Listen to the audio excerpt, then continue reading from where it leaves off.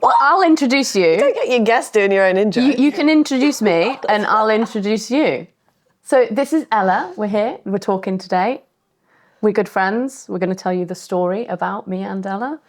Yeah, this is Amy Pretty. She runs a sailing school here in Gibraltar. And we met as yachtmaster instructors in England. Yeah, that was ages ago, wasn't it? Feels like a lifetime now. Yeah. How long ago was it? Was it 2023? Yeah, it was. It was about 3 years ago. After we finished that CPD, did you go back to the Caribbean or did you come straight out here to Jib? Yeah, I went back to the Caribbean. I did another year in the Caribbean. I was actually managing a base at that for a while, and then I did an Atlantic crossing back after that. What was that on? A 77. Sick. Yeah, it was good fun. Nice and cosy. Yeah. How many crew? 4, 5. Oh, we had a chef as well, and her only job was just cooking. It was amazing. Yeah. And then what was your process once you got back over here?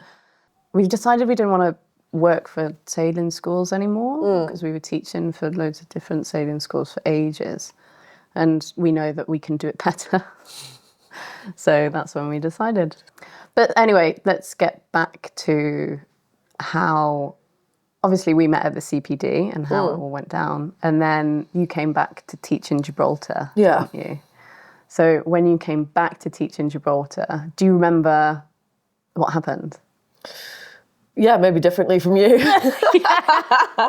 I just remember that we were having a catch-up whilst I was back here, and you mentioned that you might know someone that could be able to help with the project. And then you set up a meeting between us. Yeah. And then I remember at that meeting not quite realising that, that the whole dream was about to come true.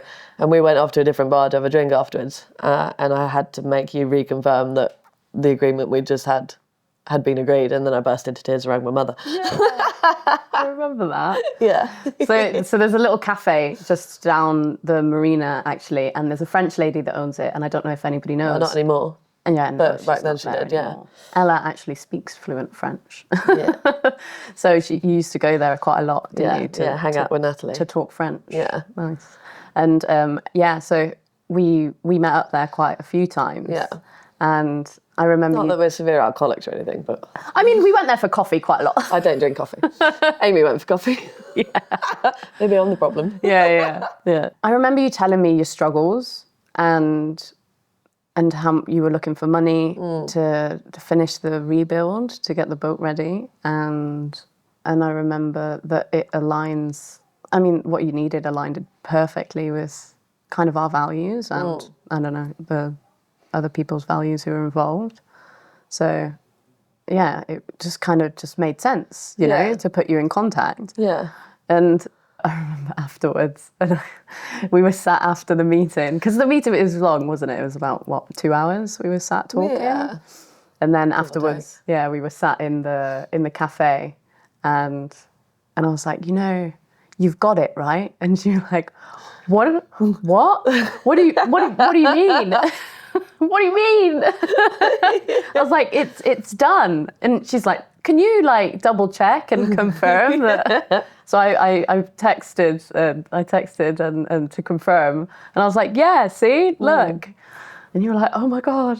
Yeah. Yeah. It was so overwhelming, that moment, because it was something I'd worked so long towards. Yeah. And there was a moment at the start of all of this where, for me, the plan was always to auction the boat for charity at the end. Yeah.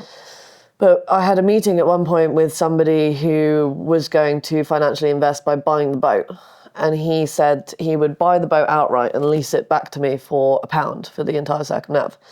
But that he wanted to keep the boat at the end. And I walked away from that agreement and said, no deal, basically, because it wasn't how I wanted it to be done. And when I rang my mum and dad after that meeting and said, I've turned him down, they sort of thought at that point that I shot myself in the foot and I was never going to pull it off. And it took another year until we had that meeting in Jib and it all went right. But I just knew that I wanted to do it my way and the way that I thought was going to be the most beneficial. for the Arctic, the charities, the fundraising. Yeah. So that moment, I think, was so overwhelming because I'd backed myself and it took so much longer to get to that moment. It was a lot emotionally. Oh, wow. That moment for me, yeah. I didn't know. I actually didn't know about that offer. Yeah. That's interesting. Yeah. That must have been really tough to turn down. It was, yeah. Because at that point I was, I think I was still fundraising the deposit that we gave on the boat. Yeah. So I was nowhere near being able to buy it myself. And to walk away from, 20 grand cash offer on the table. Yeah. It was like, quite a hard decision. Yeah, but then you're relinquishing your ownership of it. Do you feel, if I would have gone into that situation, you wouldn't have treated the boat the same? Yeah. Do you feel that? I probably would have treated her the same. Yeah. But it's never been about me coming out of this with a boat. Yeah. It's always been about what can we do to help Arctic conservation. And auctioning something of that value is going to be the best way of donating to charity at the end. And I wanted to stand by that initial point, I suppose. That's very cool. So let's go on to let's talk about the start. Yeah. So, I don't know, a lot of people won't know how heavily involved I have been behind the scenes. Yeah, absolutely. I guess. So, wing women over here. So before Ella was leaving last year, we came out, 2-3 weeks beforehand? I think it was a week. I think it was longer than that. I don't think it was. I think it was a week. Was it a week? It was a week. Oh, wow. It felt very long. Yeah, story of my life. It was definitely long. It was a long week. It was a long week. It was a long week, yes it was. Yeah, it was definitely a long week. So yeah, we went there for a week before. But we assisted in getting the boat in the final preparations, getting the boat all ready. And it was all to do with sort of the comms. Yeah. And the apps and technology that I'd be using on board all came in on that week. Yeah. Which was a massive influx of equipment I'd never seen. Yeah. At like the final hour. Man, it was so overwhelming having it all. Yeah, well, I had you guys doing it, so it was nice because it wasn't something I felt was on my plate. You guys were all there running that for me. I think I had little to do with it until I actually set sail and started using the stuff. So thanks for that. Yeah, the practical application came later, right? Yeah, absolutely. So this was the boat docked at Haslar Marina. It always makes me laugh, that picture, because she's. I opted out of having stack packs for the sails because it was just more rope to deal with and more things to break and go wrong. So she's got in that picture 2 king bed sheets from Asda. I remember that actually, providing the solar protection for my sails. I remember when you were putting the sails on for the first time, and you're like, I do not have a sail cover for these, and I was like, well, why don't you get one made? And you reminded me, you're like, well, I'm not going to need it when I'm sailing in the Arctic. Once they're up, they're up. Yeah. I'm like, oh yeah, fair enough. Yeah, that's fair. Yeah. Yeah. But the bed sheets did pretty good. They did quite well. It was a pain in the arse to have to sort of wrap rope around and around and around the booms, but we got there. It was all right. Yeah. And they're easy to wash. You can't stick stack packs in marina washing machines because they get real upset about it. Do they? But for those, I was like, well, they're just bed sheets. A very salty bed sheet. Yeah. So I actually just remembered before that, obviously we were talking about the sails. The year before you left, so 2 years ago, remember I came over and we went to Jekyll's together and we watched them finish your sails. Yeah, we did. Those sails are epic because they're made out of recycled bottle tops. Yeah. And Jekyll's are the oldest sailmaker in the UK. And for them to be leading the way for change in that sense, for recycled fabrics, performing in extreme climates. They're just bloody epic. How did they perform? They did really well. I think I only did one sew repair on the main, but that was probably through user error rather than the sails failing. No, they're great. Yeah. What bit was it that broke? It was just near one of the sliders that goes up the mast. Oh, that's pretty. It was just a small tear, so I don't know if I even sewed it in the end. I think I just taped it. It was that little. Oh, nice. So, I'll double check that when I get back to St. Paul Island, but I think they're all right. Yeah. Yeah, they're going really well. Nice. Yeah. I want to keep one at the end of the trip. Yeah. So Yeva obviously was sold to me with a full set of sails, so she's got spares for each and every one of them. But I want to keep one of these with the logos on it as a, I don't know, maybe a shade sail in the garden one day as a reminder of the trip. That'd be so cool. I'd like that. That'd be awesome. Make a little teepee or something out of it. Yeah. Yeah. During that trip was when this picture was taken as well. Mustang Survival. Yeah. So Suffolk Marine Safety. Yeah, that was it. Yeah. So that was Suffolk Marine Safety time. We went. We came up with you, didn't And I we? still had all my hair. Yeah. Yeah, we went up to Suffolk Marine Safety, who've been amazing sponsors the whole way through. They've done so much for the equipment on the boat, and have free of charge rented me a life raft for the entire trip as well. But that was a good day because that was when they were launching their collaboration with Mustang Survival that I'm a brand ambassador for. And we went and, I don't know, just posed in some of the stuff, I suppose. Yeah. Went and had a look at the setup they'd done for Mustang. They taught us a load about EPIRBs and PRBs. Yeah, and life raft servicing and that sort of stuff. how all of that sort of stuff Very works cool. as well. Yeah. It was a very cool visit, wasn't it? They've got a lot of knowledge to share, those guys. I actually gave another talk with them this winter since I've been back. So they do these open days where they bring people in to show them how the equipment works. And I went to chat about the project again there. So That's very cool. Did you have a different group of people? lovely. Yeah, different group than the last time I gave a talk, but at the same event just a year later. So it was nice to catch up with everyone as well. So, Mummy and Daddy. Ah, Yeah. Mama Hibbs. This was Yeah. before the start. That was the day I left. Yeah. Yeah. So what were the words that your parents said to you before you left? Was there anything God, don't that put me on the spot like that. I can't remember. Was there anything that like stuck in your head that you were like, oh, Mum and Dad are saying this? No.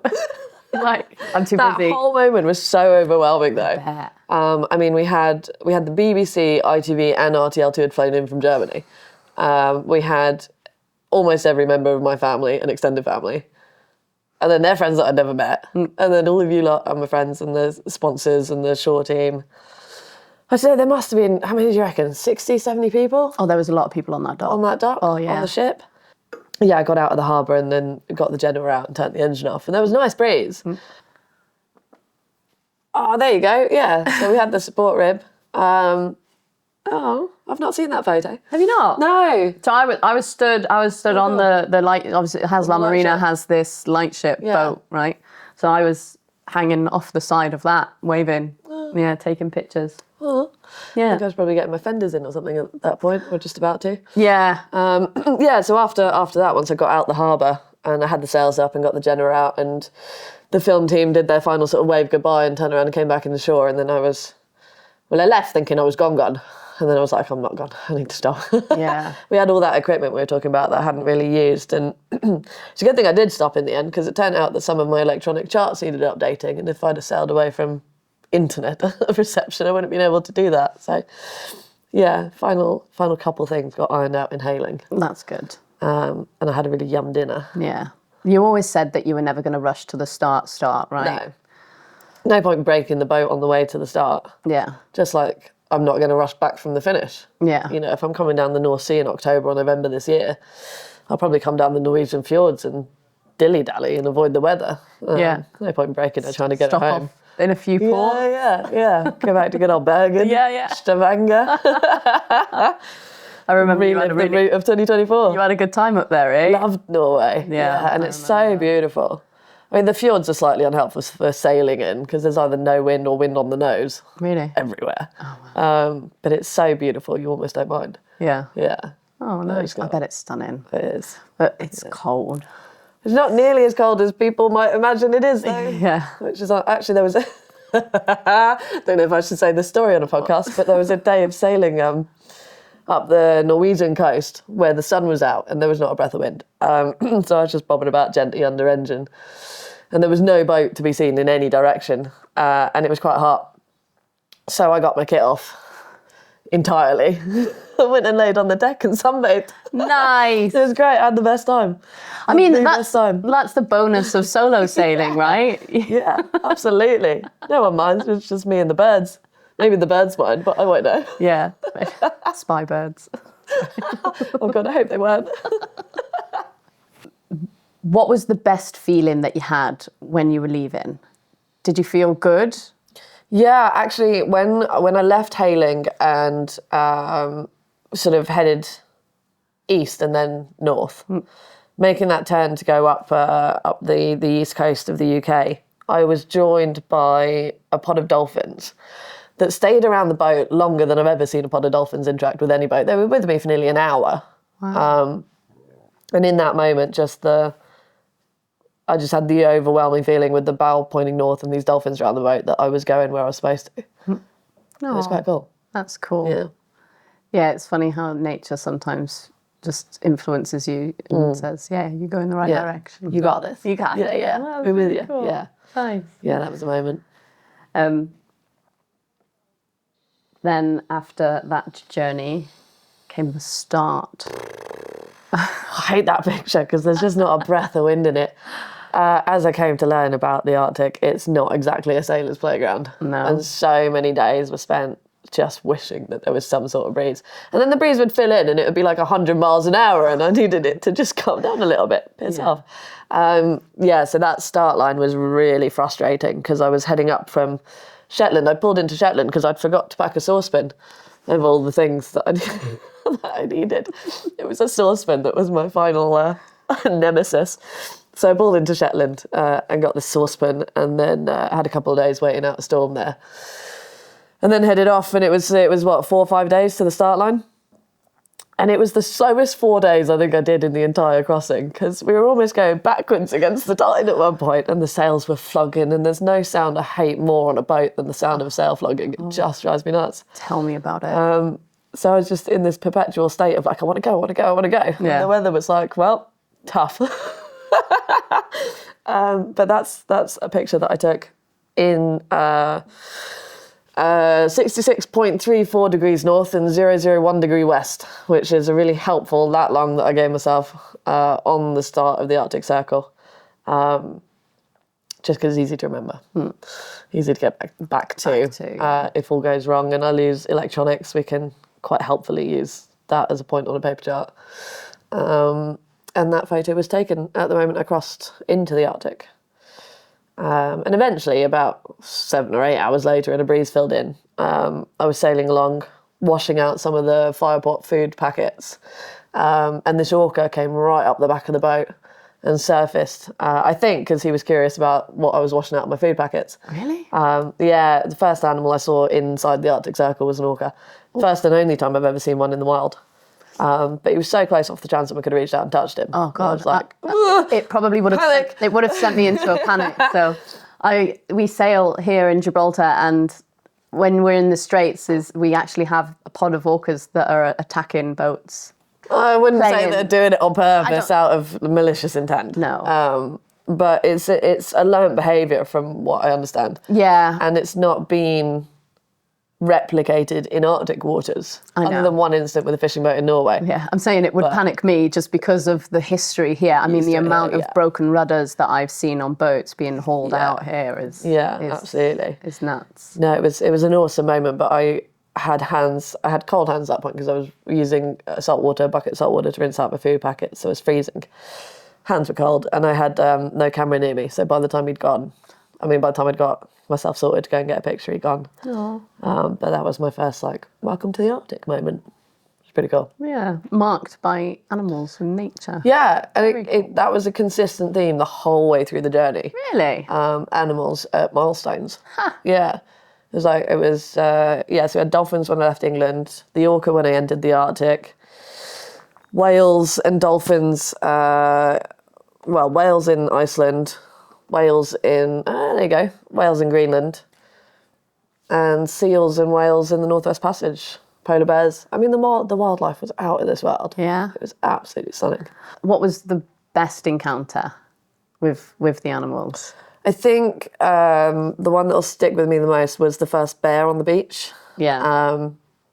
There you go, the bubble butt bear. It really does look like it's just showing off. Yeah. Yeah. Yes, I work out. That bear, I think the reason I enjoyed that so much was because we literally like locked eyes and stared at each other. I think he was probably looking at me thinking, are you food? And I was looking at him thinking, I don't know, are you hungry? Was this the first bear? This is the first bear I've ever seen, ever in the wild or otherwise. It was just a beautiful moment. Luckily for me, he wasn't hungry and he did wander off. But they swim, you know, and we were at Fort Ross anchorage when a bear did swim out to the sailboats, and Tamara Klink took a really awesome photo of this bear reaching its head out of the water to play with the ensign hanging off the back of Sailing Up Navara, which is on her Instagram. It was like a Nat Geo type photo. Really? That was when I was rafted to motor yacht Drenek. And so we were further offshore than the rest of the boats in the bay. And there were, there you go. So there were 3 boats the other side of Drenek towards the beach. There was Turnstone, Sardina 2 and Navara. And Turnstone were a really adventurous group of Americans, and they'd hiked like 4,000 miles across Alaska in Polar Bear County by themselves type thing. So they were pretty cool, but they had fashioned this sort of tripwire for bear alert so that they could go sleep properly overnight without having to keep bear watch. And it worked. So this bear came out and tripped their wire, and they managed to scare it away from their boat with like foghorns or whatever. And it swam over to Sardina, and Sardina 2 has got a dive platform off the back, and Tamara had her valise life raft on that, right? So no container keeping her life raft safe. And the bear, in an effort to get onto her boat, put its claw in that life raft as a purchase point and tried to lift itself up and ripped her life raft open. And so she started her engine, which was enough to scare the bear away. And then he swam over to Sailing Up Navara, and that's where she got the photo of the flag. And then we were all on bear watch for the rest of the night. Everybody had different experiences. Everyone on every boat knew that there was a bear by that point, yeah. Everybody had different experiences with the bear as well. We were out in deeper water. Drenek were awesome. It was a boat full of Frenchies, and I love me a Frenchie. But it was cool, yeah, it was cool. Wow. Yeah. That's the bit. How long were you rafted to Drenek? Just one night. Yeah? Twice. Once there and once in Cambridge Bay. Oh, really? Yeah. So you sailed along with a few people. This was now in the Northwest Passage, right? So we just kind of skipped Greenland. We'll talk about That's all right. Greenland was shit anyway. Let's forget all about it. We've got to talk about it. We have to talk about it. Greenland itself is beautiful. That's not what I meant. I meant my experience in Greenland was shit. So that was taken alongside Drenek in that same anchorage. But I also rafted to them in Cambridge Bay, which is where I went aboard the National Geographic Resolution to give them a talk about the expedition. Which was this? Yeah, that was me passing them in the Bellot Strait, which was such a cool moment because it was obviously me, single-handed female skipper, the female captain of that cruise ship, and the female skipper of Sailing Up Navara, all on the VHF to each other as we went through the Bellot Strait. Which was epic because there's not a lot of women in sailing, let alone in Arctic exploration. So that was really cool. That's very true. I mean, I don't think I've mentioned I am also a female skipper myself. Yeah, that's also a girl. From the CPD training that we did was continued professional development for our Yachtmaster Instructors qualification, which Ella is the second youngest female Yachtmaster instructor to acquire that title. Who's the youngest? Me. This girl. I was the youngest to ever acquire a Yachtmaster instructor qualification. I was 22 when I became a Yachtmaster instructor. And that's why we hit it off so well. Yeah. Right? Yeah. Which it was so cool to see that moment between you guys because it came up in your vlogs as well, which we were receiving on this end. Yeah. And I was getting updates from you as well on Telegram. And it was so cool when that moment happened. I was like living vicariously through it. I was like, yeah, it was epic. So Captain Heidi called me up on the VHF and had a load of guests in the bridge and all of her crew give me a round of applause and some like whoop cheers on the VHF. Okay, very good. So everyone here who's in the bridge, we both have guests and officers there. Applauding you as you can hear. That's made my day. Thank you guys so much. I wish you a safe onward passage and thank you so much for the call. Yeah, good. sometimes it's nice to have someone to talk to. And you know that we will be in the neighborhood. We're going to Haven in 2 days, and then we're going to Cambridge Bay after. And if there's anything you need, just let us know, and we can drop a boat and assist. That's beautiful. Thank you so much. I will keep an eye on you guys, but I'm hoping to make a little bit faster progress than that. So hopefully I'll stay in front of you, but if you catch me up, then let's try and meet up. That would be lovely. All right. Safe voyage to you, and all the best of luck. We will follow you on your social media. Thank you so much. Heading back to Channel 16. Have a good day, Emma. Back to 16, and a good day to you too. Safely. And I said, if we cross paths along the way, then it would be lovely to meet in person. But I didn't realise that we actually would. And we ended up in Cambridge Bay at the same time. So I was rafted to Greenock again, and Captain Heidi sent her tender out to come and pick me up. And took me on a tour of the ship. And unbeknownst to me, had organised that I have a massage in the spa on board the ship. Which was mental because it completely changed my perspective on how the Northwest Passage can be done, as opposed to how I was doing it. And then I had lunch with the captain and some of her guests, and then got roped into giving all of the guests a talk that I hadn't prepared.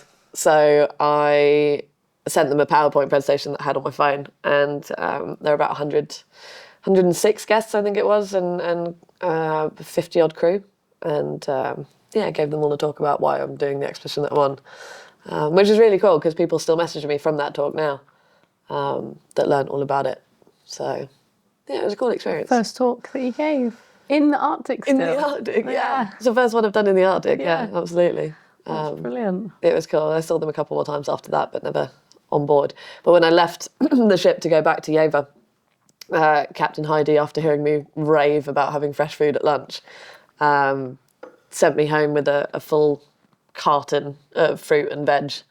In the end, I couldn't get through all of it. She gave me so much. Really? That when I next caught up with Sardine Had 2, I gave some to Tamara because I didn't want it to go off. But I ate salad for about 3 days in a row after that. It was great. How was the food? How did you find it? Yeah, the food was an experience. So I actually helped Ella pack all of her food before she was leaving. No, it's just a logistical challenge. Yeah, wasn't it? we went to the supermarket so she could stock up on all of your Snacks. And we were actually talking about this yesterday. So as we were packing all of these bags, there was 15 bags, 20? Something like that, yeah. Like 20 dry bags that she was storing all this food in the bow with. 2 weeks to a bag. And we went to the supermarket and bought loads of different sweets and snacks. And she decided that, I'm going to put these treats in these bags randomly, so I don't know where it is. So it's a surprise when I go into the bag to what treat I'm going to get. And did you leave it to the end?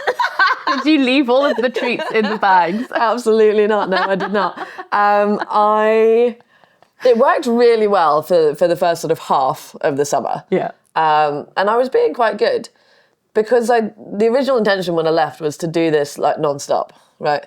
And I think my self-discipline with the bags went out the window once I realised that I could stop. Because then it was like, it doesn't matter if I finish the crisps because I can go and get more crisps. So we had 2 weeks to a bag. So there were 14 different meals from Firepot. So I had 2 different meals a day so that I didn't repeat the same thing in a week. And then all of the snacks. And it was all very well divided between us that day that we shoved it all in the bag cabin. And by the time that I got to Alaska, I had routed through every single one of those bags, taken every snack and sweet out that I could find, and shoved them in a different bag that became the snack bag. The snack bag lived under the bed in the saloon, Brilliant. as opposed to the bow cabin where this stuff was. And I dropped an entire dress size last summer because I lived off crisps, essentially. No, the Firepot food was good. Some of them are better than others, but the ones that are good are good. But I just got fed up of eating dehydrated food, which I think is fair enough. I also had pasta on the boat, a lot of pasta and tinned veg. And I haven't eaten pasta since the day I got back. I refuse to have anything to do with pasta because I know in 5 weeks' time I'm going to live off pasta again. Yeah. And then I will probably never eat pasta again for the rest of my life. I remember we put cake mixes in. Did you ever bake the cake? I did not. Did you I not? did not bake the cakes. I knew you weren't going to. Funnily enough, I did think about it. Yeah. And I thought, nah. Oh, yeah, too much nah. hassle. Yeah.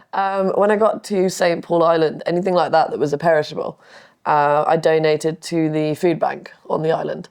So hopefully someone in St. Paul Island has baked themselves a cake. Yeah, they were nice cakes. I remember. They were quite good. We tried them before we went, but it was just the hassle of doing it. Yeah.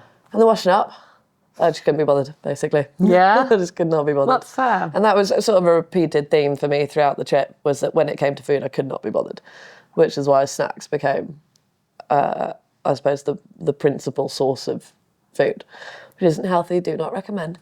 But yeah, these fire-pot foods, they take 15 minutes to cook. And if I'm not sleeping for more than 20 minutes at a time in 20-minute cat naps, and I've got the choice between cooking for 15 minutes or having a nap, I would choose napping religiously each and every single time. Until it's like day 3 of not having a solid meal and I've got the shakes and I can't figure out why I've got the shakes. And then I'm like, when was the last time I ate something that wasn't a bag of crisps? And it's like, oh shit, it was 3 days ago. Yeah, don't do that. But I know. there you go. It is what it is, and it will be the same this summer, and that is what it is. It's difficult to prioritise food when sleep is so important, Yeah. I can imagine. Yeah. I mean, I've never put myself through that. I mean, the sleep deprivation up there is a whole different story to, people who sail the Southern Oceans and go around Antarctica. They're out in wide open water with nothing to hit. Whereas I'm never more than 30 minutes from the nearest beach or iceberg. It's like there's something to hit all the time. And you can't heave to and get a rest properly for more than a couple of hours because you're in close proximity to a lee shore all the time. That's the bed there, which looks more comfortable than it is.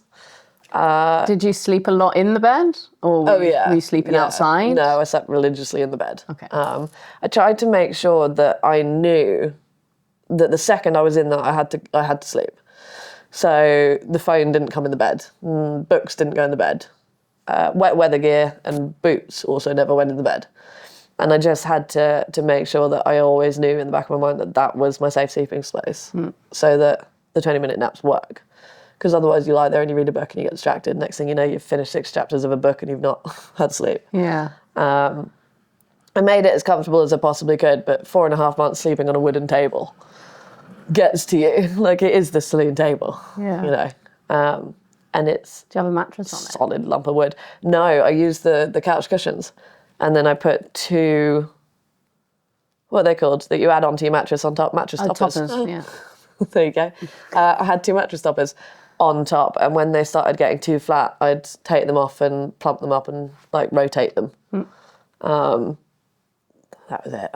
Blankets and duvets. I mean, I think there's about 3 blankets on the bed in that picture. 1, 2, 3. Yeah. I had this sort of mindset as well, what I was saying about trying to keep it this safe sleeping space, was that if I was 20-minute napping underway, I'd only go in between the blankets. If I was at anchor or in port and going to sleep for the night, I'd go under the duvet. So by staying in the blankets and not the duvet, I never got so warm and cosy that I didn't want to get out in 20 minutes time. And it's so much easier to chuck 1 blanket off of you than it is to wiggle your way out of 3 blankets and a duvet. So that was, I don't know why I took that, I just took that on and it worked. So I slept most of the time between the 2 grey ones. Yeah. Underway. That's really cool. It's weird, isn't it? Yeah. Weird what works, what you find out works. It's mental stuff, isn't it, I guess? It's all in your head. I think managing your own psyche out there was a massive thing I had to be aware of all the time. Jeez, I bet. I mean, you were on the receiving end of a lot of messages where I was like, I fucking hate this. Sorry for swearing. No. You were on the receiving end of a lot of messages where I was like, I'm unhappy. Yeah, we were talking via Telegram because WhatsApp didn't quite work. Didn't work as well as Telegram did on the satellite stuff. But Telegram worked really well. So because we opted out of having Starlink, didn't we? Yeah. Yeah. But the Iridium worked amazing. Iridium was fantastic. Yeah. It worked really, really well. Shout out Iridium. Yeah, so you're saying being on the receiving end of the Telegram messages. Yeah, it's tough to put you. I mean, I was receiving the messages from you when you were struggling, and I'd have to. Obviously, I was getting on with my day-to-day life here in Gibraltar, and trying to switch into the mentality of she must trying to go. Okay, she's going through so much stuff, and like she's got so many other things to consider, and. I mean, we'll get onto it in a minute with the challenges and stuff. Obviously, I helped out a lot with the repairs, the AIS, and things like that on the other side of things.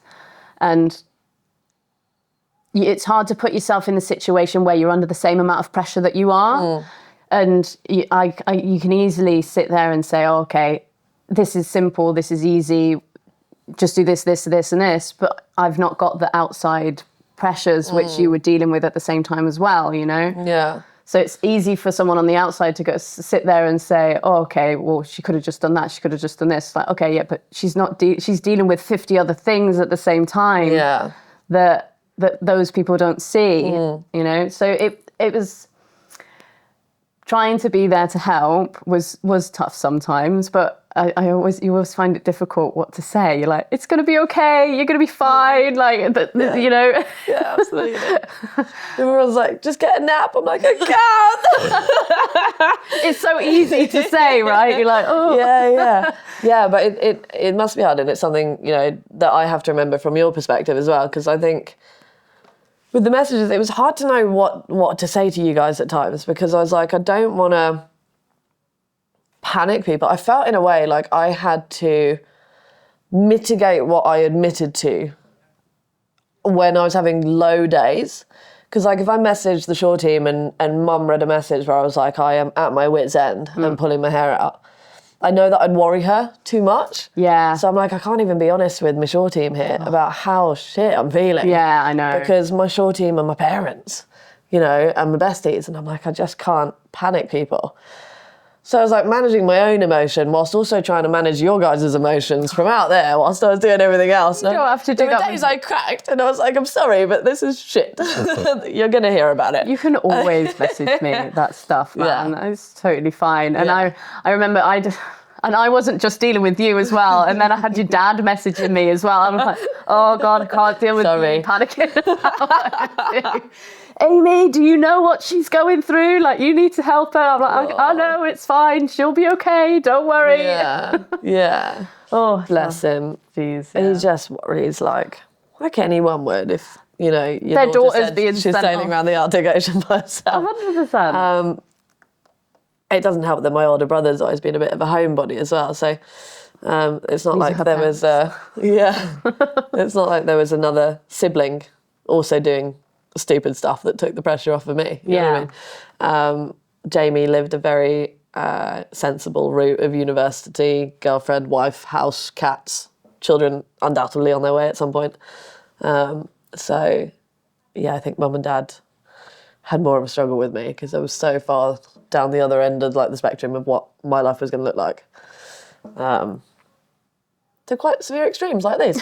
I'm not sure Jane had thought of where I was going with that sentence, but never mind. Yeah, God, look at that Arctic sleet on the windows. Sleet?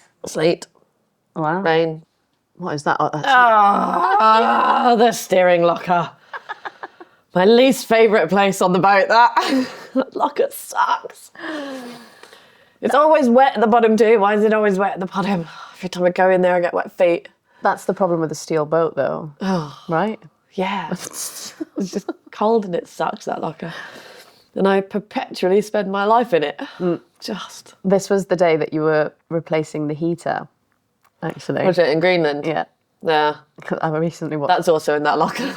I recently watched the vlog of it, actually, because I was catching up on the vlogs. That was a faff, yeah, because it's the heater's so unhelpfully situated that you've got to be arse up in that locker to get to it. It was a faff for you to fit it. Imagine trying to get a heater to Greenland Yeah. is You did great on that, though. so You did great. difficult. I'm sorry your life was so hard. No, I know.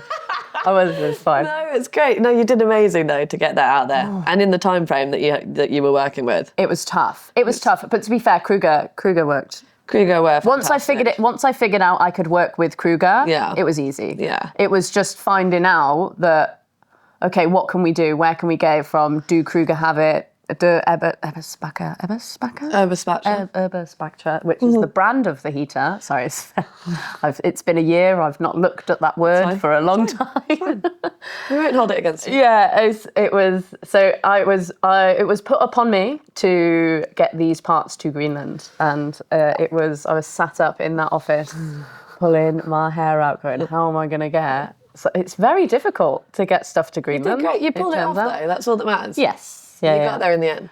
And yeah, Kruger worked well. Yeah. In the end to get that to you. Because it wasn't just that; it was an AIS at that point that had gone as well. Yeah, the AIS was even worse. Actually, so with the AIS, I couldn't find a supplier. I couldn't find a supplier that had the correct AIS in stock. So I went to the chandlery here, boxed it up, and sent it to you. It was the easiest way. That. Yeah. Oh. I was thinking about putting like a note or something in it, but I just didn't. Amy.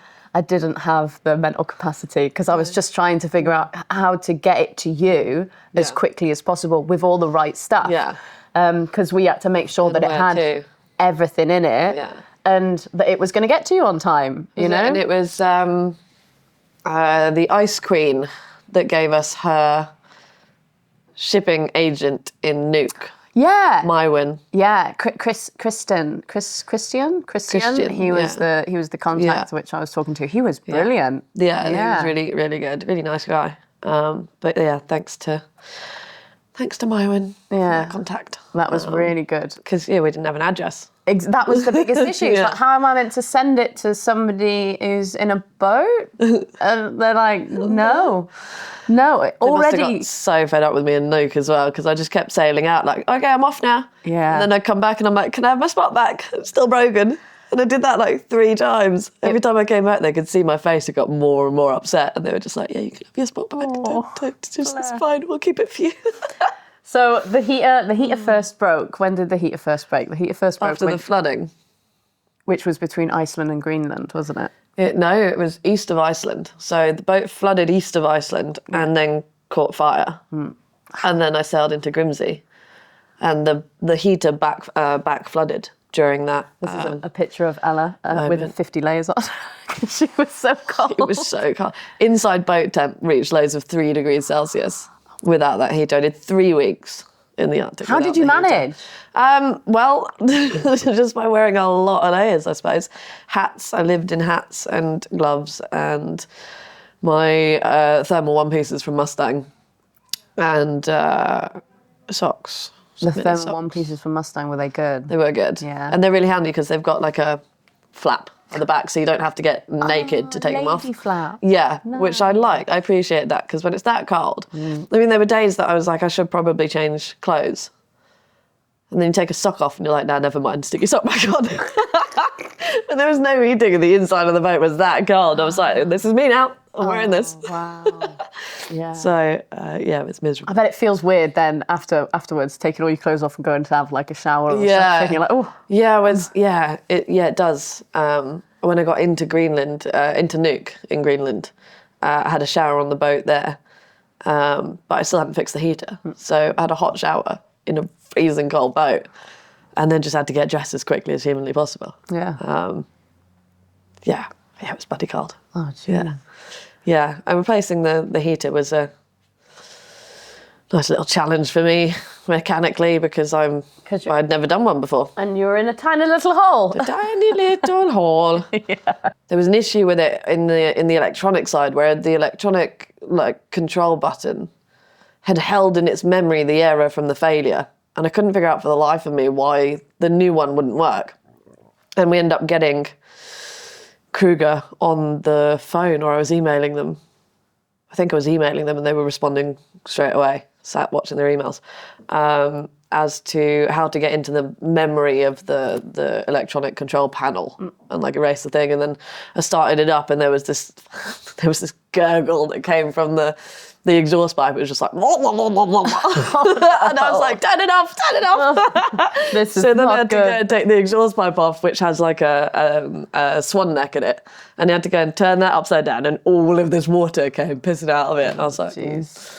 Yeah. whoops, start that, clean that, put that back on, start it up again. Yeah, When it did start, it was just the most satisfying feeling. Yeah. Warm boat. This was the old heater, wasn't it? So you took apart the old Yeah, heater you can see to all the try. salt in there. Yeah. From where it back flooded. It Did was just you a mess. manage to repair that? No, so the problem is, well, not the problem, but what happened was that the unit that was sent out wasn't the same one as the one that I had on board. They didn't so have it it in came with stock. two service They didn't have it in kits. stock. The only reason that I took this one apart is because I thought I was servicing it. Yeah. What I could have done to save myself a lot of time and effort is read the bloody label that came on the thing before I took it apart. So I would have known then that this one wasn't the same one as the one that the new one. So in the end, this still looks like that in the back cabin. And I'm going to bring it back, and Kruger are going to fix it. Yeah. I remember So, talking to them about I'll get it. one of the two back, yeah. Yeah. God, it was such a satisfying day when I had a warm boat again, though. I bet. Yeah. Oh my God. Yeah. I used to sit the heater outlet into the main cabin is right behind the companionway steps, so it sort of streamlines down the centre of the cabin.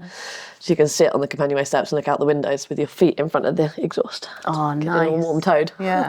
It's really nice. Oh, I bet that's cool. Yeah. What are you keeping on your feet to keep them warm? Because obviously you're saying you're Exactly. using the one piece. Yeah, I don't know. Mustang. I don't know if I should have made a different decision of socks and boots, but I had perpetually cold toes almost the Really? entire way around until Captain Heidi from the National Geographic Resolution, along with her box of fruit and veg, gave me a pair of boots and a jacket. So I've got a Nat Geo jacket and Nat Geo boots. That's very cool. And I no longer had cold feet after them. I don't know what's different about them than the boots I had, but they kept my feet toasty warm. So Wow. shout out to Heidi, thank you for that. What brand of boots are they? no idea. Just Nat Geo. The problem with them is that they're so heavy Oh, really? that I keep tripping up everywhere because I'm not used to having to lift my foot that much higher than the height of the boot is like. Like ankle weight. So I actually really hurt myself. Well, really hurt myself. It could have been worse, but I came out of the companionway hatch, and there's like this tiny, I don't know, slider in the companionway hatch that stops too much water going in without the whole thing being in.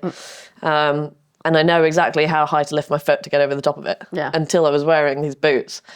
And I caught the slider on the way out of the hatch and fell. When you go into the cockpit, obviously you've got the bench and then the drop down to like the centre cockpit floor. Yeah. And I came out of the hatch and went over the bench and landed on my left knee on that wooden grate in the bottom of the cockpit floor there, and split my knee. So that sucked, and I decided I was taking the boots off after that. I'd rather have cold feet. Yeah.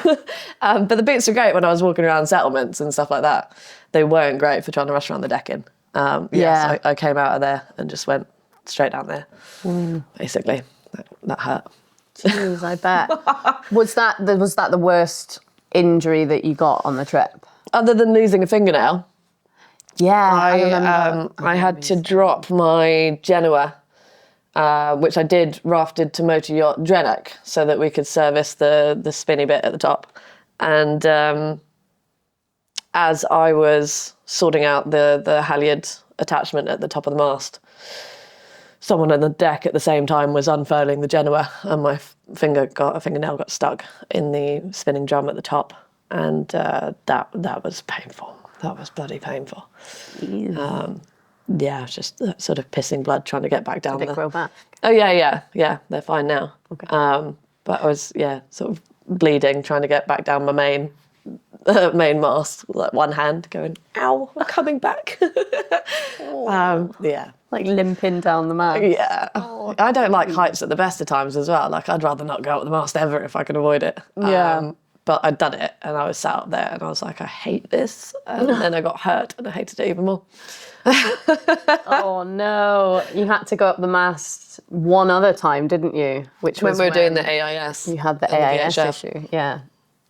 I didn't know in the end because a very lovely chap who was in Nuuk on his way to join another sailing boat in northern Greenland had come down to introduce himself because the skipper he was going to work for had heard of me and the trip and what I was doing. So he came over to say hi on behalf of the skipper, and saw that I was fussing with a VHF antenna, which I was coming up with a way of rigging up the mizzen. And he said it would be a lot easier if you went up there and put a piece of, like a block of wood on and made a makeshift sort of frame for it.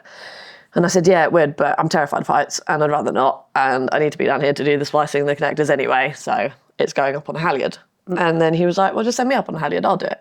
And I was like, listen, mate, if you want to do it, then you're more than welcome. Yeah. So luckily, thankfully he did. Yeah. And I got 2 feet on the floor where I like them. I like all of my activities at sea level or under. I don't do up. Everybody has their own Yeah, fun stuff, everyone's got don't those they? things. I'll do it in anger. I did it underway in 2024 in my training sails off the coast of Norway. And I went up the mast under sail Yeah. by myself in the middle of the North Sea. But, you know, I'll do it if I have to do it. No one's doing it for me when I'm out there alone. I'll get over myself. Yeah. But I'll swear the whole way through and I'll hate every minute of it. But I'll do it. But you'll do it. Yeah. I have that sometimes. I mean, obviously I'm a professional skipper and professional sailor. I have been for 10 years now. And I still get seasick. I don't know. It's just my body, you know. It does those things. But there are tips and tricks that you can manage it with. And that's how I've been able to be a professional in this industry, is because I've been able to manage it. But I go through the same stuff whenever the engine will fail, and it's always the least in helpful the time. worst weather. Like trying to get onto a barge in Tuktoyaktuk. I'll show that picture now. That's funny. It's always in the worst weather. Yeah. And when you're in the engine bay, it's when you worst get the seasick, because you're hot. You got diesel stink. You know, the boat's space. always in the worst weather. And do I want to be there? I don't want to be there. Am I happy I'm there? No. But you deal with it because you've got to do it, right? You got to do it. And I guess it's the same thing with... Thanks for being a woman in charge. with you on the mast. This is when you were on that barge. What happened here? Tell me. So I'd gone into Tuktoyaktuk to shelter from a storm, which ended up being the most violent storm that the community's seen in the last 45 years. And the whole settlement flooded with 6-foot tidal surge. That's like a coincidence, sure. Like a huge... Why? I don't know. It's nuts that it happened as soon as you go in. Well, I went in because we knew it was coming. Yeah. Otherwise, the other option was to be out in the pack ice with it, and that would have been a death sentence. How bad was it? It was 70 knots of wind, and massive tidal surge that flooded the whole settlement. So I was tied to a wall up the river of Tuk, where I was sheltering from the supposed storm, supposed shelter. There wasn't an awful lot of shelter, and the entire dock flooded to the point where my mooring lines were underwater. And I was genuinely starting to believe that I might end up drifting on top of the wall I was supposed to be tied to. Yeah. So I made the decision to slip my lines in 50 knots of wind, get out into the river, which was white horses at this point, and go and lasso onto this barge that I'd seen on my way in. And trying to get a boat alongside a barge that's swinging in the wind, which is gusting 55 knots, alone, is a faff, I'll tell you that much for free. So I drove the boat up to the barge in astern, and I've got to gun the engine to sort of get anywhere with wind like that. And I managed to get, I think on the 3rd or 4th attempt, a stern line lasso one. And as I'm trying to drive the boat forward on that stern line to bring her back alongside the barge, you throttle forward and nothing happens, and the engine sounded really unhappy, and I was like, there's something really going wrong here, but I just need to get on this barge and then I can figure it out. And I was like, you're going to do fine, engine, you're going to hold on. And I'm like yelling at the engine, don't you dare, as I'm trying to drive this boat onto the barge. Anyway, so I managed to get a midships line on. And then I was like, okay, I've got 2, so I'm going to be all right. I can turn the engine off, stop driving against it. And I went down when I turned it off to lift the engine bay so that it could cool down, so I could go and investigate quite quickly what was going on.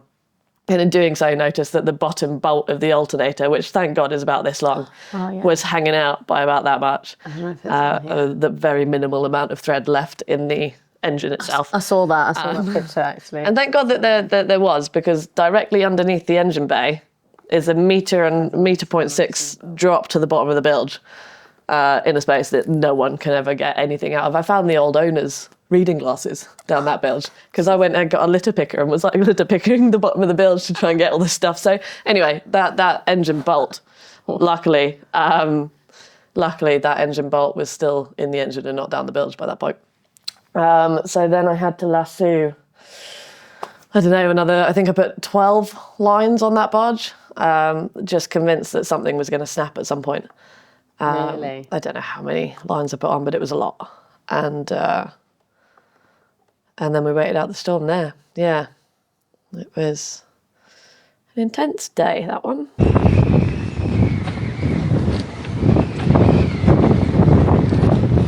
So this is the barge that I ended up on. Don't ask me how, in the name of God, I managed to get myself on here, being blown off in 50 knots of wind all alone. But the problem with this, when I was lassoing these, is that they were all to windward. So if you didn't chuck your lasso right, it was straight back in your face. So it took like 6 attempts per rope to get the ropes on. He's basically trying to throw a rope into the wind. Well, at one point I'd had enough and I put my entire body weight, so I put like my feet up against this bit of the side deck. Yeah. Put my entire body weight into it, got the boat as close as I thought I was ever going to get it. And then I took some of the lines ashore just by hopping on and off the barge instead, because I'd given up throwing these ropes into 50 knots of wind at that point. They were just being blown back on me. But I mean, this white braided one is like 150 metres long. Oh, wow. So it was quite helpful, but also unhelpful. But it went from every single cleat on the boat to every single thing on bollard on the barge and back again. And then eventually I got some sleep. Jeez. Yeah. That's intense. And whereabouts was that? That was in Tuktoyaktuk, which was which is a settlement. I think it's the northernmost settlement of mainland Canada that you can access by road, rather than plane. And it sits, I think, on the Mackenzie River, if I've got that right. Don't quote me on that. It could be a different river entirely. But it's it's a little settlement up there. Where Tuktoyaktuk had come in with me as well and sheltered from that storm. And what else did we do whilst we were in Tuk? We went to Grandma's kitchen, which was basically a woman who sold burgers out the back of her kitchen window, which was cool. She made really good burger, actually. And some of the local lads who were working up there took Tamara and I under their wing and drove us around and showed us all the sights. And like this, that is the site. They took us there. Yeah, we had a good explore. What was it? The pingos. I don't know, something about these hills in the background were called pingos, but I never really fully understood what a pingo was. And there's a sign to tell you that there are pingos there. What's a pingo? Is it a these penguin? little these It's not a penguin. No, it's no these, penguins it's there. these hills in the back of the picture. Ah. Are pingos. Ah. Interesting. So Tuk is apparently the land of those pingos. Land of the penguins. That's very interesting. But yeah, it was a good laugh. Met some guys who let us have a shower at their house. Yeah? That was... This is Greenland now. Pamute or Sisimiut? Pamute. Pamute. That was Pamute. You stayed in Pamute for a couple of days. Is that the pontoon which broke? Yeah. Oh, God, that was such a shit day. It was a tough day. I had gone into Pamute, funnily enough, to shelter from a storm. There's a bit of a recurring theme as to why I stopped at places, and it was always to hide from the weather or to fix broken equipment. So this particular one was to hide from the weather. And Pamute was lovely, and the entrance up the sort of ravine and fjord was really cool. But they only had this one sort of tiny floating pontoon, and I'd tied to it, and another sailboat came in to shelter from the storm. Single-handed Frenchman. Oh, yeah. Came in to shelter from the storm and tied to it. And then we both went to find the local gym where we'd been told that we could get showers. Mm. So the only time I was away from Yeva during this entire storm weighed out 2-day situation was 30 minutes to go to the gym and have a shower. During which time the weather had got so bad that the bridge that you walk down from the shore to the pontoon came off the pontoon and landed in the water between Yeva's bow and the dock, and ended up just doing this against her bow. for I don't know how long, until these guys came over to see what they could do about it. And I vividly remember not a lot of people there speaking any English.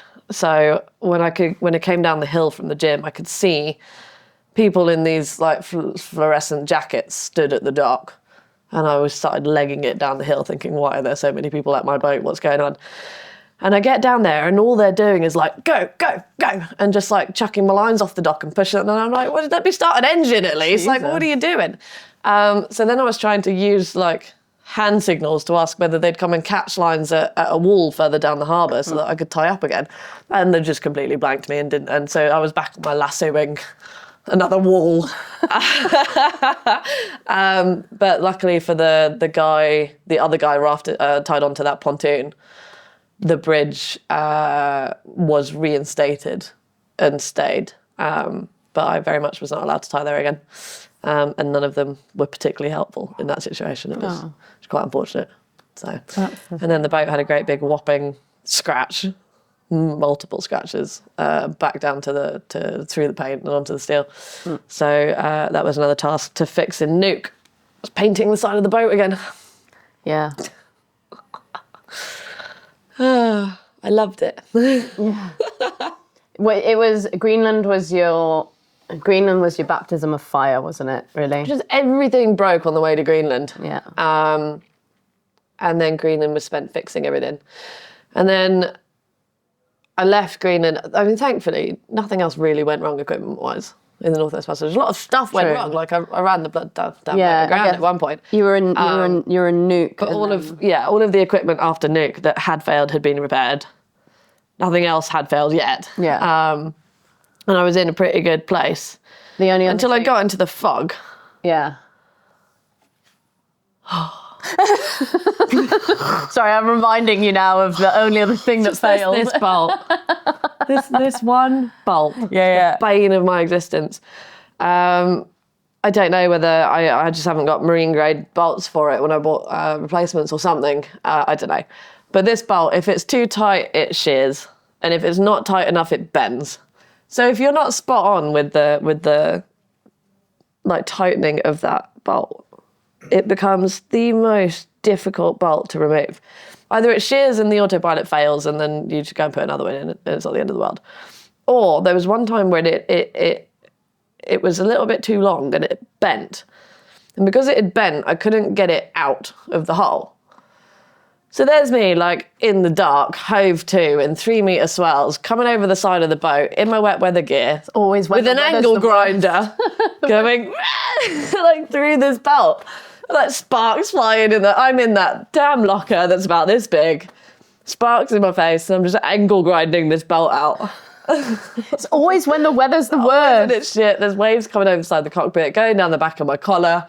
I was so angry in that moment. I just had enough. Yeah, that damn bolt. You had to put that picture up, didn't you? Yeah. Move on. Is it a continuous problem with the bolt? No, the difference that I've made to my day-to-day routine now is that it is checked religiously every 3 to 4 hours of autopilot use. Okay. So there's a picture of me with a spanner somewhere. That spanner...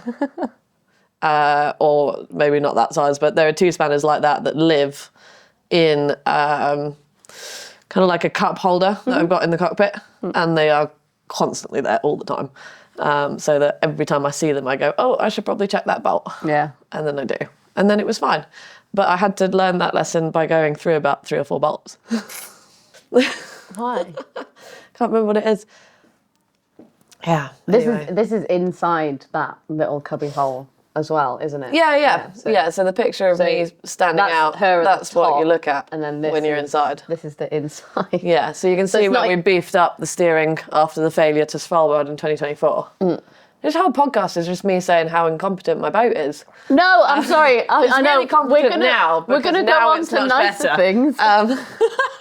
One of these issues have since been resolved, by the way. But there were a lot of teething issues, weren't there? Yeah, but you got through it like that. Yeah, the thing you guys got me through it. It was the hardest. It was the hardest part. Yeah, mentally it was exhausting, and by the time we got to Greenland, I think you've got a picture of the AIS markers of the that this dude had out in the fog. This was a really frustrating situation for me. Where was it? So this was between Greenland. Between Greenland and Pond Inlet, so Baffin Bay. But between Greenland and Canada. Yeah. Yeah. Yeah. And I'd set sail from Nuuk for about the third time after fixing the heater and the electrics and the VHF and all that stuff in Nuuk. I'd gone up to Sisimiut and then started my leg across to Canada. And I sailed into the fog, which we can show another picture of at a later time, but the fog was just horrific to the extent where, like, you couldn't even see the front of the boat, let alone icebergs or any challenges, any other obstacles that might be in the water around you. There you go. Yeah, you can't even tell the difference between the sky and the sea when it's that bad. So I was out in conditions like this, and I saw this fishing vessel on the AIS. So one of these, I don't know which one, was an actual fishing boat. I think it was on right at the very top. And all of these other things were apparently also fishing boats. So I started calling up on the So I called up on the VHF, the only one of these supposed fishing boats that had a name as opposed to a number, because I was really confused as to why they all had numbers. And he didn't answer. And through that fog, literally 100 meters away, at one point I realized, as I was trying to call up to one of these to see what was going on, because I had no idea what I was looking at. I realized it was a net in the water. And what he'd done was he'd gone and put AIS markers on his nets and cast them out in the fog so that he can go and get them later. And the reason he wasn't answering the VHF is because that's highly illegal. Oh my God. So there I was thinking there's traffic everywhere, but actually it's nets. That's even worse, because how big is the net? I don't know. So I just got out of there. And I remember talking to Dad on the VHF, and I was like, don't care if it means I'm turning around. Get me out of this fog. Like, where can you see on your weather routing? So he gave me a lat and long to head for, and it was hours away, but I went there. And I think at this point I was also talking to Yuri on the phone, and I was just at a point where I was like, what if we just tried again next year? Oh no! What if we just left the boat in Greenland for now? This imaginary boat sailing around. It's like the Wild West. I was just like, I'm in the fog, I'm tired, I've had enough, I don't know what's going on. And eventually Yuri was like, why don't you just go and get sunshine, sleep, and then we'll see. And any time I was getting emotional, I figured out that it was because I was exhausted. And that was one of those moments where I just needed to sleep. And then I was like, I'm going to the Northwest Passage. But that nearly broke me. Really? I was so over it at that point. How far offshore was it? Far enough. Yeah? Yeah, it was more than a day out, day and a half. Oh wow. Yeah. Well, so I pointed the bow back towards Greenland and went, maybe I'll just go this way again. Maybe I'll go to Canada. Only a day and a half. What difference does a day and a half make? At that point. Nuke are ready, or they're used to me coming back. Hi guys, me again. Jeez. Yeah. At what point did you turn back around and go, no, we're going to the Northwest Passage here? I think that's my track, sorry. It's okay. I think that's how close I got to go and see what was going on. Big net, that was the net. And then obviously it drifted. I didn't sail through it, but what was your question? At what point did you go, okay, we're going to the Northwest Passage here? Let's go. It was after I'd had a sleep and I'd gotten out of that fog. Yeah. So I got to Dad's waypoint, which was pretty accurate. He was bloody good at that by the time we got to Alaska. He was really good. So I got to his waypoint and it was like, oh, sun. And then, I think I just bobbed about and had a sleep. And then I was like, okay, I guess I'll go. And then kept going, yeah. Let's do it. Yeah. Good. Yeah, and I'm glad I did. I'm glad I didn't throw in the towel there. But there was, every time that I thought that I'd hit rock bottom of like what I could put myself through, I just kept going. There was another level. Yeah. It was just another, like, I've had enough. I'm throwing it in. And then I was like, no, I'm not. Yeah. I'm going. It was just like that the whole way through. What was the biggest things that were keeping you going? Pure pig-headedness and stubbornness, to be quite frank. But also you guys, like the support from home, the team at Capital were really cool, and you as well, about relaying comments and messages being left by everyone following along online and watching that, and those little pick-me-ups are so valuable. And people have written letters to me and things that I had on the boat that, you know, were in cards labelled to read when you're having a bad day or to read when you need a laugh. And just having those made such a huge difference to You had them me. stored. Yeah, in they were on net. that hanging net up there. So every time I was in bed thinking, I hate my life, I could just pick one of them. Yeah. from lying down, I can reach them and I go, I'm just going to be one of these. Aw. There's my friend Laura. We spam each other with like GIFs and silly videos and stuff like that. And she knew she wouldn't be able to send them to me down the sat phone, so she printed out a load of them. So she had like to open when you see your first bear, and it was like a GIF of a bear being, I don't know. I think it was I don't know. There was like someone else gave me one which was a cartoon of a bear looking at a penguin. And it was, the bear was saying to the penguin, I think one of us is in the wrong cartoon. And it's just stuff like that. I was like, it's so silly, but it's worked. Because there's no penguins in the Arctic. We've had to clarify Other ends of this the a few times. But it was great. It was so great. Yeah, those things really kept it going. There was a guy who did a whole series of cartoons of Yeva and I sailing, which he did in 2024. When we met, I was single-handing my trip to Longyearbyen. And he was like, I think we met in Longyearbyen even, or maybe on the way there. He was like, no one does this. You know, no one comes to Svalbard by themselves. And I was like, well, I'm here.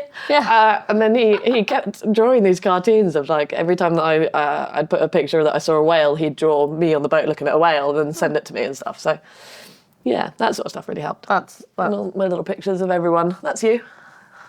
Oh yeah, that's when you came to the Christmas party. Yeah. Yeah. All that stuff helped. Yeah. Sure. You like you doing it. Did you ever feel really lonely? Yeah. I think I left England fully prepared to set off on a non-stop circumnav and just get on with it. Yeah. And I think if I'd done that, I probably would have been fine. What I struggled with was I kept stopping and meeting people, like Jedek or Navara, or I think you've got a picture of Yeva rafted to Navara. Yeah, anytime that I had to leave these boats that I was rafted to and people that I was sharing meals with or stories or, swapping books for food with Tamar, it just got harder to go alone every time because I was like, that was really fun, that was really nice, and now I'm by myself again. And the Northwest Passage was massively frustrating in the sense that there was absolutely no wind for the majority of it. So not only was I feeling more and more lonely the further I went on, but I was motoring more and then thinking, am I actually the problem that I'm out here trying to help solve? And just constantly, it was just this mental challenge of like trying to believe that I was doing something that had a purpose without actually being the problem, whilst also being alone. And it was just like, ugh. By the time I got to by the time I'd got to Alaska, I'd had enough. I'd had enough.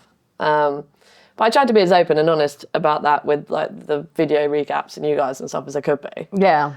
I mean, it's the realities of the Arctic, though, right? I mean, you said and it it's before. when expectation and reality don't meet up that it can be such a big challenge to overcome mentally.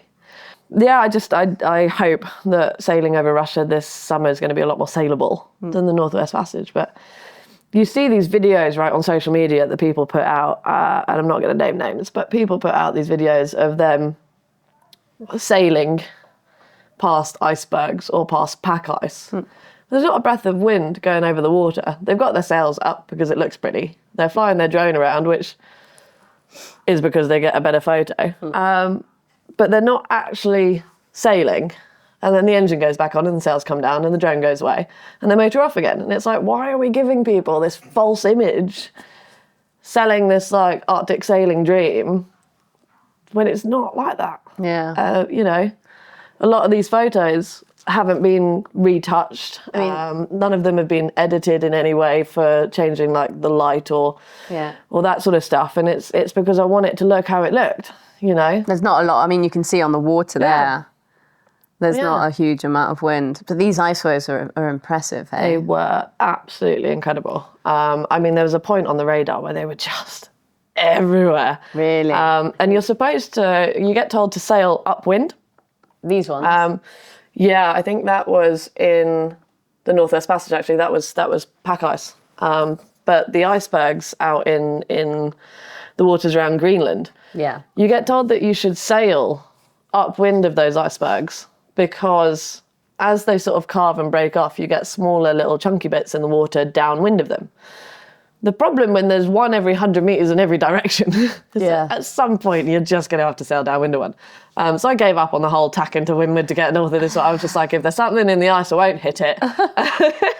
Or try not to anyway, and just got on with it because it was just adding so many unnecessary manoeuvres onto what should be quite a simple straight line sail. Yeah. It's like, I'm not going to go and tack around that one. And like, how are Yeah, you that's the pack ice, yeah. How are you picking it up on the radar?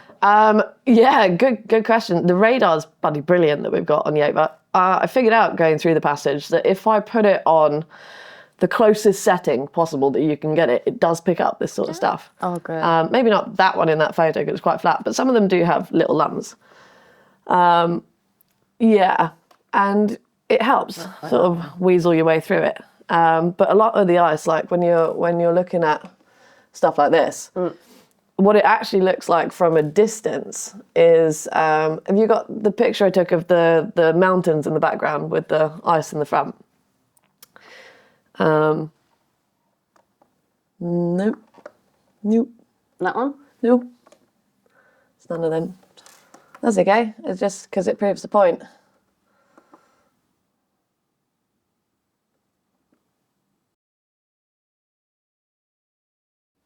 That one. Yeah. So when you look at this from a distance, you might think that there's no way through that, but there is. But you've got to get your boat to right in front of it to see where these leads are.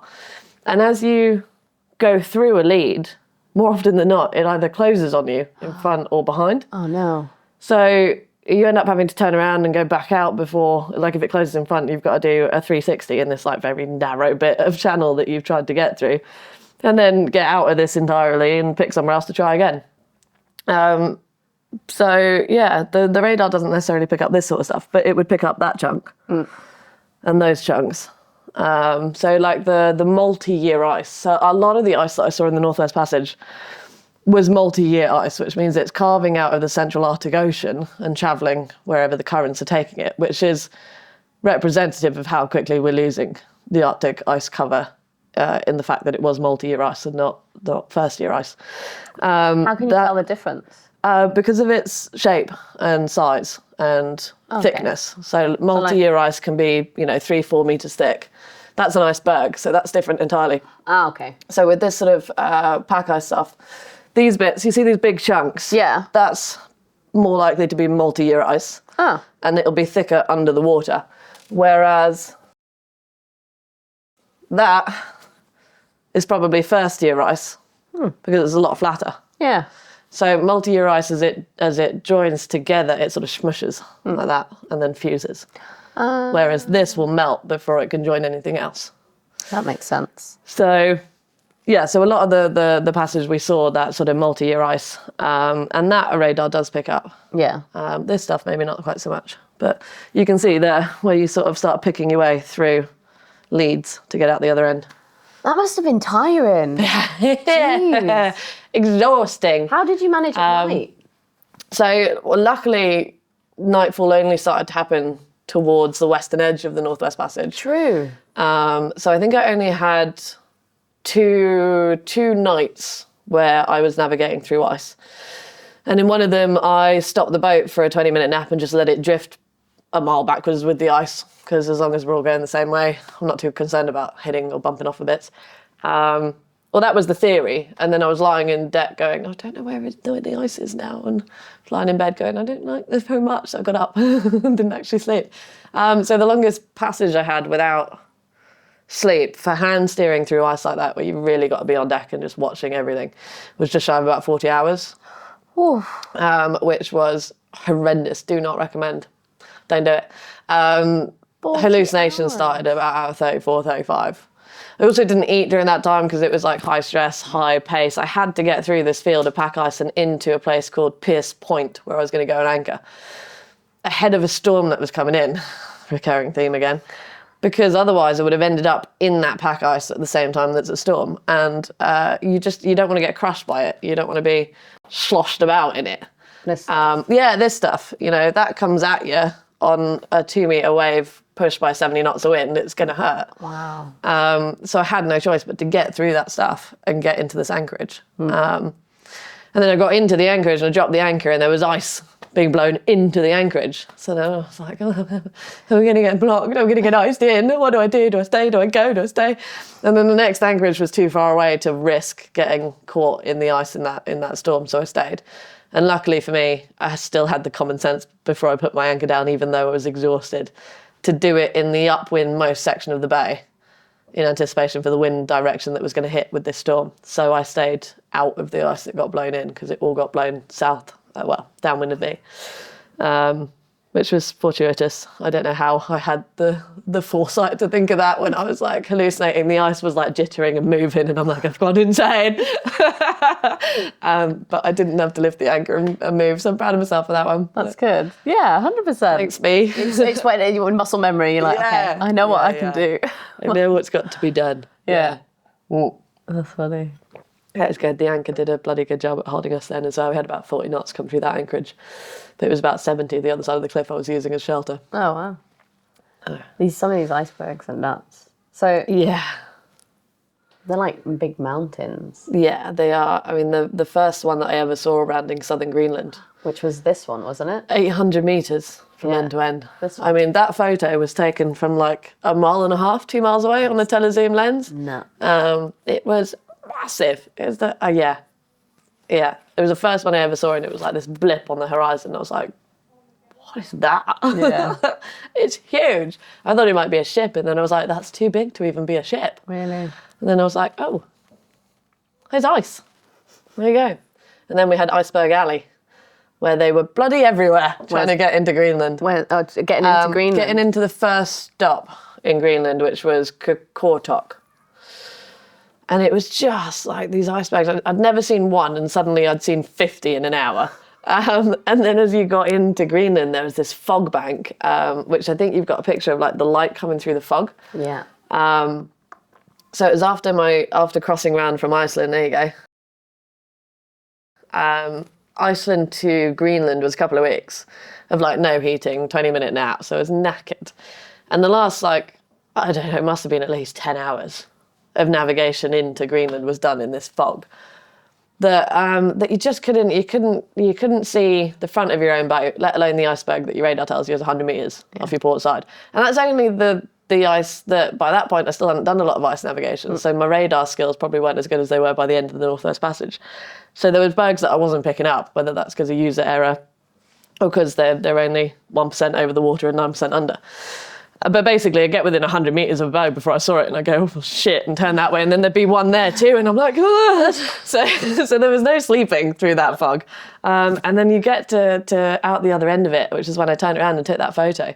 And it was like a rainbow arch, but like a fog. I don't even know what the phenomenon is called that causes that sort of like sun. Looks like a halo. Yeah. And it was literally like someone lifted the curtain and there was Greenland and this fjord that I was heading to. And it was like these snow-capped mountains. It was the most beautiful thing I've ever seen in my life. I looked back at that fog and I was like, oh, maybe it was worth it. I don't know. I haven't decided yet. It was absolutely stunning. And then I knew I could see it from the harbour. So I was just looking at it. Thinking, I'm going to have to go back out and do it again. The bloody fog was so consistent. Really? It was everywhere, wasn't it? We had fog everywhere during the trip. Just the thought of sucking myself up to leave the harbour and push back into it, knowing that I'd seen the ice. I was like, oh, we can do this. We got this. Did we got this? We got it. We might have it. We'll go find out, shall we? Yeah, man. That was crazy. Do you think that was the most beautiful part when that fog lifted? Or do you have another moment that sticks out that was like your favourite? I think it was, it's up there with one of my favourite moments. I think because of like how stark of a contrast that was made it more impactful. Yeah. It wasn't necessarily the most beautiful fjord that I saw out of all the fjords I've seen, but it was so contrasted to that shit that I was quite glad to see the fjord, which made it the most beautiful fjord I've ever seen. Yeah. But there were moments, I think for me the wildlife is what made a moment spectacular. So like that bear on the beach. The beach wasn't a pretty beach, but there was a bear on it, which made it the coolest beach I've ever seen in my life. You know what I mean? See? Polar bear. Yeah. So yeah, I think for me every moment I remember geographically is more because of what was experienced there than the beauty of the place. I mean, don't get me wrong, it is stunning, but it's barren as well. By the time I got back to England, I hadn't seen a tree in like 5 months. Really? You know? There's no trees. They have 1 or 2, what are they called? Santa trees. Christmas trees, pine trees. Thank you. Christmas trees on St. Paul Island. Because they grow them for Christmas, but there's like 3 Christmas trees. They just grow them for Christmas. It's like, there's no other trees. There's just 3 Christmas trees. And they just grow them for Yeah, Christmas. I never asked, but I'd assume so. There's just like 3 or 4 just there. Think they grow naturally there? Well, they call it their forest. They joke about it. They're like, should I walk through the forest? It's like 4 Christmas trees. They definitely don't grow naturally. Nothing grows naturally up there. That's funny. It's ridiculous. That was St. Paul Island. The seals. Oh my God, I've never smelt seal from such a far distance as what you could smell coming off of this beach. There must have been thousands of them. And I was stood on the top of a cliff because you're not allowed on the beaches during breeding season and stuff like that. So it was like a no-go zone. So these were all taken on a zoom lens from the top of a cliff. And I could smell them from the top of the cliff. Seals, like fish. Stinky fish. And they made the most amazing noises. There's some videos that I took of the pups on the rocks all squealing and bobbing about in the waves, and it's where they were all learning how to swim. This guy was epic because he stuck with me for a really long time. It was one of the first sunsets in the Northwest Passage, and I was checking out this bird that looked like it was having a tough time, and it was very not live. I thought I might be able to help it. Yeah, there was a bird that was just like, and I was like, maybe I can pick it up and help, take it to the settlement or something, and I like poked it, and it was like, I was like, okay, too late for that one. Oh, bless him. It was just like a little baby gosling, and I felt so bad for it. I was like, I'm just going to go and see if there's a chance he might survive, but he didn't. I think the seal was also looking for the bird for the same reason. So I turned the engine off whilst there was no wind. I was just bobbing about with this bird, seeing if I could help it. And the seal came over to have a look at the boat. And he must have spent at least 20 minutes just getting closer and closer, and he'd dip under the water and he'd pop up and he'd like breathe out of his nostrils like this, and he'd go, and then he'd go, I don't know, and then he'd swim away again. And it was like he was trying to psych himself up like I do when I'm like confronted by a challenge. I'm like, oh goodness. He was like, he didn't even touch it. You know, when it was in Finding Nemo, where it's like, I touched the board. Yeah. I did it. It's like what this guy was doing. He's like, I can do it. But then we'd like make eye contact and he'd be like, I can't do it. And he'd swim away again. It was amazing. I got the most epic video of him in this like sunset lighting where you can see him through the water. So even when he dives down, you can see where he's going around the boat. Oh. He was really cool.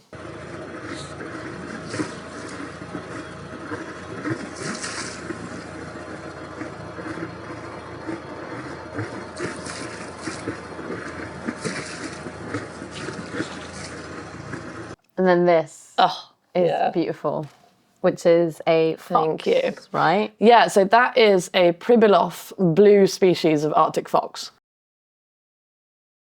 Blue. So not all Arctic foxes are white, if you didn't know that. That one is brown, but apparently blue. So these guys are native to the Aleutians, which is St. Paul Island is an Aleutian island. And there were 2 of them, these little scrawny cubs being fed near the marina by one of the local ladies who came out with sort of her waste from whatever she was cooking. She'd leave out for these guys. And one of them had a bit of a gangy, bit of a bum leg, and was sort of like shuffle about. So this guy was very curious of me. I don't know why. He just would sit on the rocks and stare down the lens of the camera for as long as I wanted to take pictures of him. Oh, wow. That's incredible. He was amazing. Yeah, I never got. You could tell when you were getting a little bit too close, like an ear would twitch or a tail would twitch, and you'd like pull back a little bit, so you just back off again. And once I knew how comfortable he was with distance, he just let me take pictures and pictures and pictures for ages. I love his little golden eyes as well. Yeah, that was cool. There's a good wildlife out there. Yeah. The whales. Whales. That's another.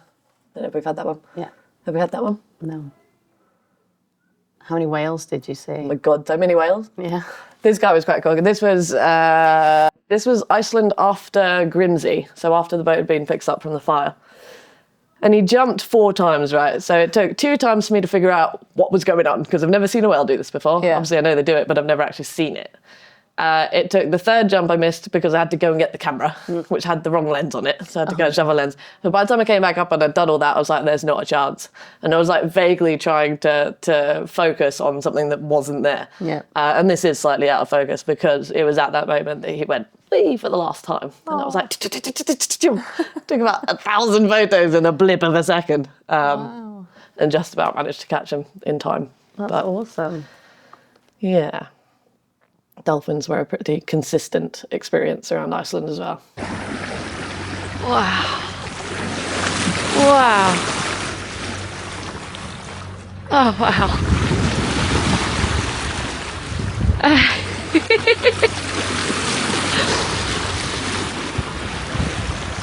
Oh, wow.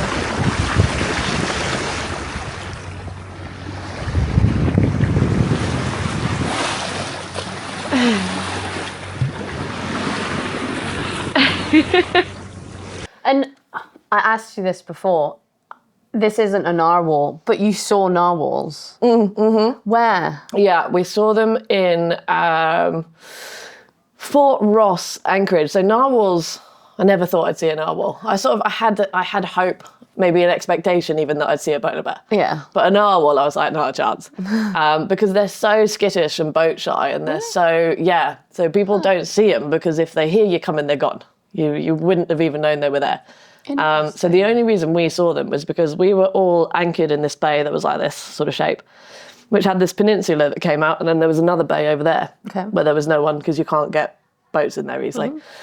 So we were all anchored, and this plane, like not even joking, this plane with like this one dude on his private plane from Alaska's like fly about on a Sunday because he wants to. So he's flying overhead and he calls us on the VHF and he goes, I'm landing on the beach, there's a pod of narwhal. And we were like, whoa. So he lands his plane on the beach. We all hop in our dinghies. Someone else says on the radio, we're all on the same channel, don't start your engines, row in.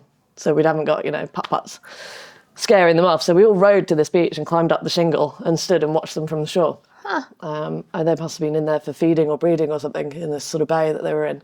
Nice. I never got a photo of the tusks, but their tusks very rarely actually come out of the water. But you can tell from well, I could see what they were from the lens I was using anyway. But I've got a photo of their backs as they went past. In case nobody knows, a narwhal is pretty much an aquatic unicorn. This guy. They are just mythical. Yeah. So that was a really special moment because I never imagined I'd actually see one. That's so cool. It was cool that plane was there at that moment to make that experience happen, and it's just something that kept happening with this trip was that the amount of things that had to come together for a moment like that to happen just seemed unbelievable. And it just kept happening again and again. What are the chances of a plane landing on a beach in the Arctic telling you there's a pod of narwhal nearby? But apparently he does it once a week every Sunday. His wife makes him a packed lunch. She showed us his plane, you know what I mean? And he just lands it on the beach and has lunch and then flies home again. Land on the beach? Was it like a... It just had wheels and it was just like a little tiny little pop-up plane. Interesting. I don't know what planes are called. If it was a boat, I could have told you what kind of boat it was, but it was a plane with wheels that landed on the beach. So the next thing I wanted to ask you about was storage. Bring it on. So I remember when we were getting your boat ready the week before you left. Yeah. We put tons of stuff on the boat. Yeah. And we stored everything in very specific places. Yeah. Did it work? Yes, I didn't work. No, it was cool, the transformation that Yeva underwent. So this photo you're looking at there is the bow cabin. Your dad built this, didn't Yeah, he? that's what I was going to say. So when I bought the boat, that was my bed, which was really comfy, queen-size double bed, which I loved, which was much more comfortable than the saloon table turned out to be. But anyway, we ripped it out, and Dad flew over from France and built this. God only knows how. He's quite cool at that. So he put that together with me in the shipyard during the refit. And then we had these shelves, and every box on the shelf has got a label, so you can see in there: engine spares, interior spares, deck spares. The deck spares box was the bane of my existence, because I knew what was in the box, and I knew I'd put it in the box, and I'd go to the box and I couldn't find it. And then I'd go back to the box a little while later, and there it was. Oh no! Miraculously. The Woodruff key comes to mind. I had a whole load of spare Woodruff keys in a white sort of napkin tied together with like a hair tie or something. And I knew that I'd put them in the deck spares box, and I needed one. Because you needed it for your I steering. needed it after the wheel fell off. I'm really not painting Yeva in a great light, but she's a good boat, I promise. For that person who's buying her at the auction, yeah. The thing is, it will be good because you've done it all now, and you know exactly what's She's wrong. great now. So the wheel fell off the binnacle, and the Woodruff key went walkabout. I did find it in the end, but in the period of time where I didn't know where it was on deck, I went to find my napkin full of spare Woodruff keys in the deck spare box, and they weren't there. Except they were, because I went and had another look, and there they were again. And it's just like... And you had a fairy on board. I don't know. I think we'd planned it so meticulously, and nothing on that boat was not needed. There was nothing unnecessary on board. Everything there, we'd planned for every eventuality of anything that could possibly go wrong twice, and it was on the boat. And just in those moments of sort of high stress, you lose your mind a little bit. So I'm panicking, running from this storm in east of Iceland. It was the storm that flooded the boat that caused the fire. It was also when the wheel fell off. Because when it rains, it pours. Yeah. and just in that high stress environment, they just weren't there when I was looking for them, but they were. Yeah. But that's on me. What we planned, what we put together, how you guys helped with this. This is all of our food that we'd shoved in there. Oh yeah, bags of food at the side. Yeah, all of it worked. Yeah, and what about because you've got the torpedo battery down here, down the bottom. So I drilled that in. And also the engine up against the wall. Did it all work? Yeah, it all worked really, really well. I used the torpedo 2 or 3 times, I think, when I had to dinghy into places. Yeah, because so your dinghy is on the deck here. Yeah, so that's the dinghy, and then in the yellow bag is all the dive kit. So I took a dry suit and an air tank and all that sort of stuff in case I had to do any underwater shindigs on the boat. And that all worked really well, actually. I inflated the dinghy about 3 times, but I didn't take an electric pump. And I got so frustrated blowing this dinghy up on like a foot pump that I started counting pumps. It's over 500 pumps of a foot pump to inflate that dinghy. Which, when you're alone, is like a really long workout. So by the time it's time to row yourself ashore to go and get a jerry can of fuel, you've got no legs left. You're just like... Oh, no. And then you've got to get in the dinghy, carry your jerry cans around. It all takes however long it takes.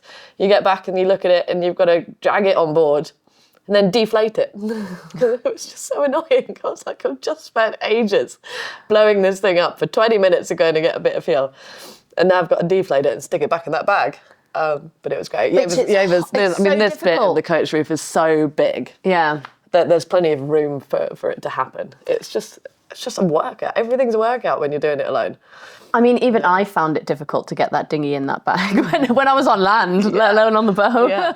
We're like least graceful moments. We're trying to get it back on board by myself. Really? I bet. So I sort of dragged it up by its painter and then turned it sideways. And then I do like a heave-ho to the point where I basically threw myself backwards across the coach roof to like drag it up in one go. Because if you got it stuck on the netting, on the guard wires, it was just like, you have to put it the whole way down and start again. There's just no wiggling it out of that netting. Yeah.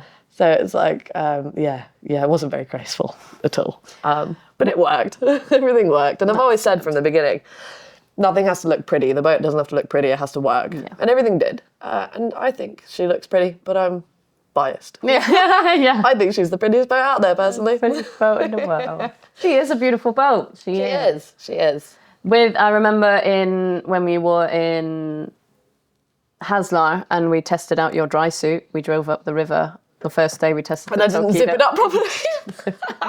I was like, it's not. It doesn't. It's like, I'm wet. Why am I wet? The dry suit's leaking. It's like, no, you just didn't shut the damn zip.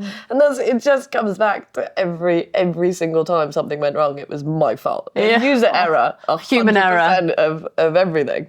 Pretty much. Human error.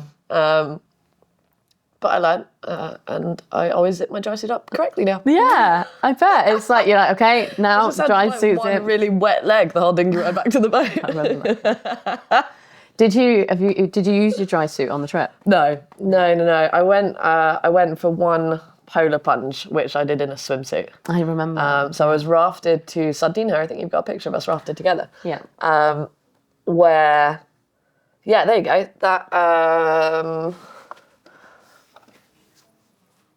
That I think actually was taken in the bay we saw the polar bear, but never mind.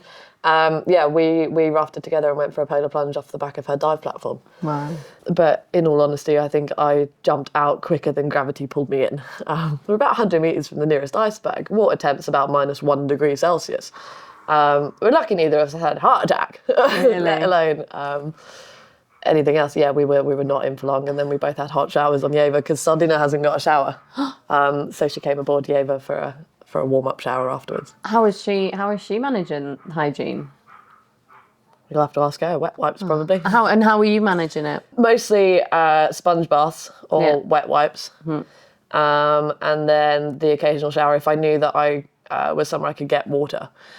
The boat's got a water maker on board, which I think you have a picture of, which is a Rainman 12-volt desalination unit. So it's a little portable unit. It weighs a ton, but it's all right. And We were just talking a minute ago about it being really slow in cold weather, which I didn't actually know. If you didn't know, they get less effective at cold water temperatures. So it takes forever to fill up a bucket of water. nuts. And if you're not supposed to run them for more than about 90 minutes at a time. So you get about a 5-litre bucket of water, maybe a bit more, over exaggerating. I don't think I ever ran it for 90 minutes because I got so fed up at waiting for a bucket to fill up. I'd just be like, that'll do. So I did fill up tanks wherever I could get my hands on water. But it was there if needed. It did get used, and it's a really good bit of kit in the sense that it's pretty foolproof. Quite easy to service and manage and pickle. It did its job. Everything on the boat did its job. Were you concerned about overuse of water when, like, with you showering and stuff like that? No, like I said, I'd only have a shower if I knew that I could get a tank topped up. Okay. So there weren't very many showers. Yeah. I I mean, you're solo, right? 23 weeks alone, who's going to care, really? It's part of the reason why I cut all my hair off before I went, because when I did the training sails in 24 to Svalbard, I had these coats. The coats from Mustang Survival are epic, and they've got massive collars that keep you warm all the way up to your ears. But it meant that all of the hair around the back of my neck turned into one giant dreadlock that I couldn't even get a brush through by the time I got to Svalbard. So I just knew that for ease and frustration, if I hadn't have cut it off before I left, I probably would have cut it off whilst I was out there. Really? So I figured I might as well just get it done properly. And that's when the hats came in. So I lived in hats, and I sort of set myself a challenge that I didn't actually tell anyone about before I left, where I associated my clothing to the situation. Oh, really? So there's pictures, there's videos of me talking about something's gone wrong and I'm wearing a hat that's wreck. I remember seeing that, actually. I watched a vlog the other day and I was watching, I was like, did you put wreck on there on purpose? I just wanted to know if anyone would pick it up. So there was another one that had a jumper that said good vibes or something on it, and that made an appearance on a good day when I saw a whale or whatever. I just wanted to know, like, That's hilarious. whether anyone would actually cotton onto that. That hat with the love heart on it was probably the one that I lived in the most. That one made multiple appearances. I don't think it's very white anymore. How many hats did you take with you? Oh, like 13. Jeez. or something. Yeah. I've bought a couple more now to go back again. But it did get commented on. People picked it up online when they were watching the videos and they were like, I can't wait to see which one she's wearing tomorrow. Like, every day a new hat. That one was great. That one kept my ears nice and warm. That's your warm hat. Yeah, there were loads of hats, and it's just making little games out of things. I think that photo was taken when we were chatting to Heidi, captain of National Geographic Resolution on the VHF in the Bellot Strait, when we had all the female skippers on the radio together. Was that picture? That's very cool. You can see the tape on the wall from the secondary VHF antenna. So in here, you're obviously taking a log. How often were you logging? Log? Quite often, actually. I started a second logbook. I finished that one. So pretty regularly. At either key moments like sunset, sunrise, or every couple of hours, or if I saw ice or whatever. You've got to keep a ship's log. I do believe in them quite strongly. Yeah. But I also kept diaries. I filled 3 whole diaries last summer that I plan on turning into a book when this is all over. So I need to go and buy some diaries to take back for this year to do the same. But almost every day without fail was entered into the diary, good, the bad and the ugly. I've not read any of them back because I don't think I want to until it's over. You're not ready for it yet. Well, I read a couple of passages back because I got asked to give some sample writing to someone that may or may not want a book. I can't go into too much detail on that just yet, but I had to flick through a couple of pages and find a passage to write about for them. Are they still on board, or did you bring them back with you? I brought all 3 back. I'm going to leave them in my storage unit here for posterity. If I don't make it back from Russia, you can make my book. There you go. You can use those 3 diaries. I'll leave them to you in the will. I'll have to learn how to write. Yeah, It's all there for you. You did this before she left, actually. She took me to a storage unit and went, oh, here's my storage unit. You can have access to it in case I don't come back. I'm like, what? In the storage unit, you will find a book. The front page of the book says something along the lines of, well, it's your problem now. And it's got all of my bank details and my social media password accounts and sort of all that sort of stuff. Someone's got to do it. True. I sent another friend the playlist I want played at my funeral. Yeah. You've just got to... So morbid. Yeah, but I'd be really pissed off if the music at my funeral was terrible. Yeah, true. It would, I'd come back and haunt whoever made a really terrible playlist. So it's just, I like things done how I like them done. True. And in death, that shall still remain. Hopefully it never comes to that, but at least I'm prepared for it if it has. Yeah. If it does. You definitely are prepared for that eventuality. I'm prepared for all eventualities, just like we did with the medical training. So one of the other sponsors, MSOS, Maritime Support Offshore, had me at their training academy in Southampton before I left. And I went into so much detail that I learned to put a cannula in my own veins to give myself morphine and IV fluids. And I can do my own stitches and sutures and all that medical equipment's on the boat. It's all down here in the corner, all down in that cubby. Yeah. You've got to prepare for every worst case scenario, especially when you're in such remote regions with limited access to help. And it's about to get even more remote, right? It's going to get even more remote. I mean, in Russia, not every Russian Arctic port is open to foreign vessels. So you can be up to 10 days away from the nearest port you're actually legally allowed into. Yeah. I mean, in case of medical emergency, I'm sure they'd make an exception. But I can't imagine I will be rafting to any other boats my size or shape in Russia. Yeah. I should think it'll be a much more solitary summer this year than it was last. But I think, coming back to what we were saying earlier, I think that I'm going to find that easier. Because once I'm gone, and I'm just going to get on with it. Yeah. As opposed to, I'm gone, but then I'll hang out with you for a little bit, and then we'll have a really nice time, and then I'll leave, and then maybe never see you again. It's just, this end. You met lots of people along the way, didn't you? I did. That was dreadful. Yeah, I did, and it was such an awesome sense of community. Everyone scratched everyone's back. So the sailing yacht Navara helped me clean the furler that was jamming, and in exchange they got Ella in the Arctic hot chocolate, and then I got given a loaf of bread by them, and then yeah, it was cool. It was just awesome to see, not just from us like sailing through, but also how much the communities out there welcome you and help you, and how interested they are in what we're doing. When I was in Pond Inlet, There were about 6 of us that were all granted showers at the pastor's house. Oh, wow. And I had these young boys that were throwing stones onto the deck. And I went out to find out why. And through sort of broken communication, invited them onto the boat to have a look around so that they'd stop throwing stones if they respected the boat and had a look. Yeah. Instead of just getting angry, you know. So I was like, come on board, come have a look around. And showed them the pictures of like the family and the dog and mum and dad. And then they took me around Pond Inlet and showed me their mum and dad and their family. And they didn't have a dog, but there was a dog that followed us around. And it was like, you know, an exchange however best we could with those communities, which I really enjoyed. And it was a stark contrast to the experience that people going through on cruise ships would have.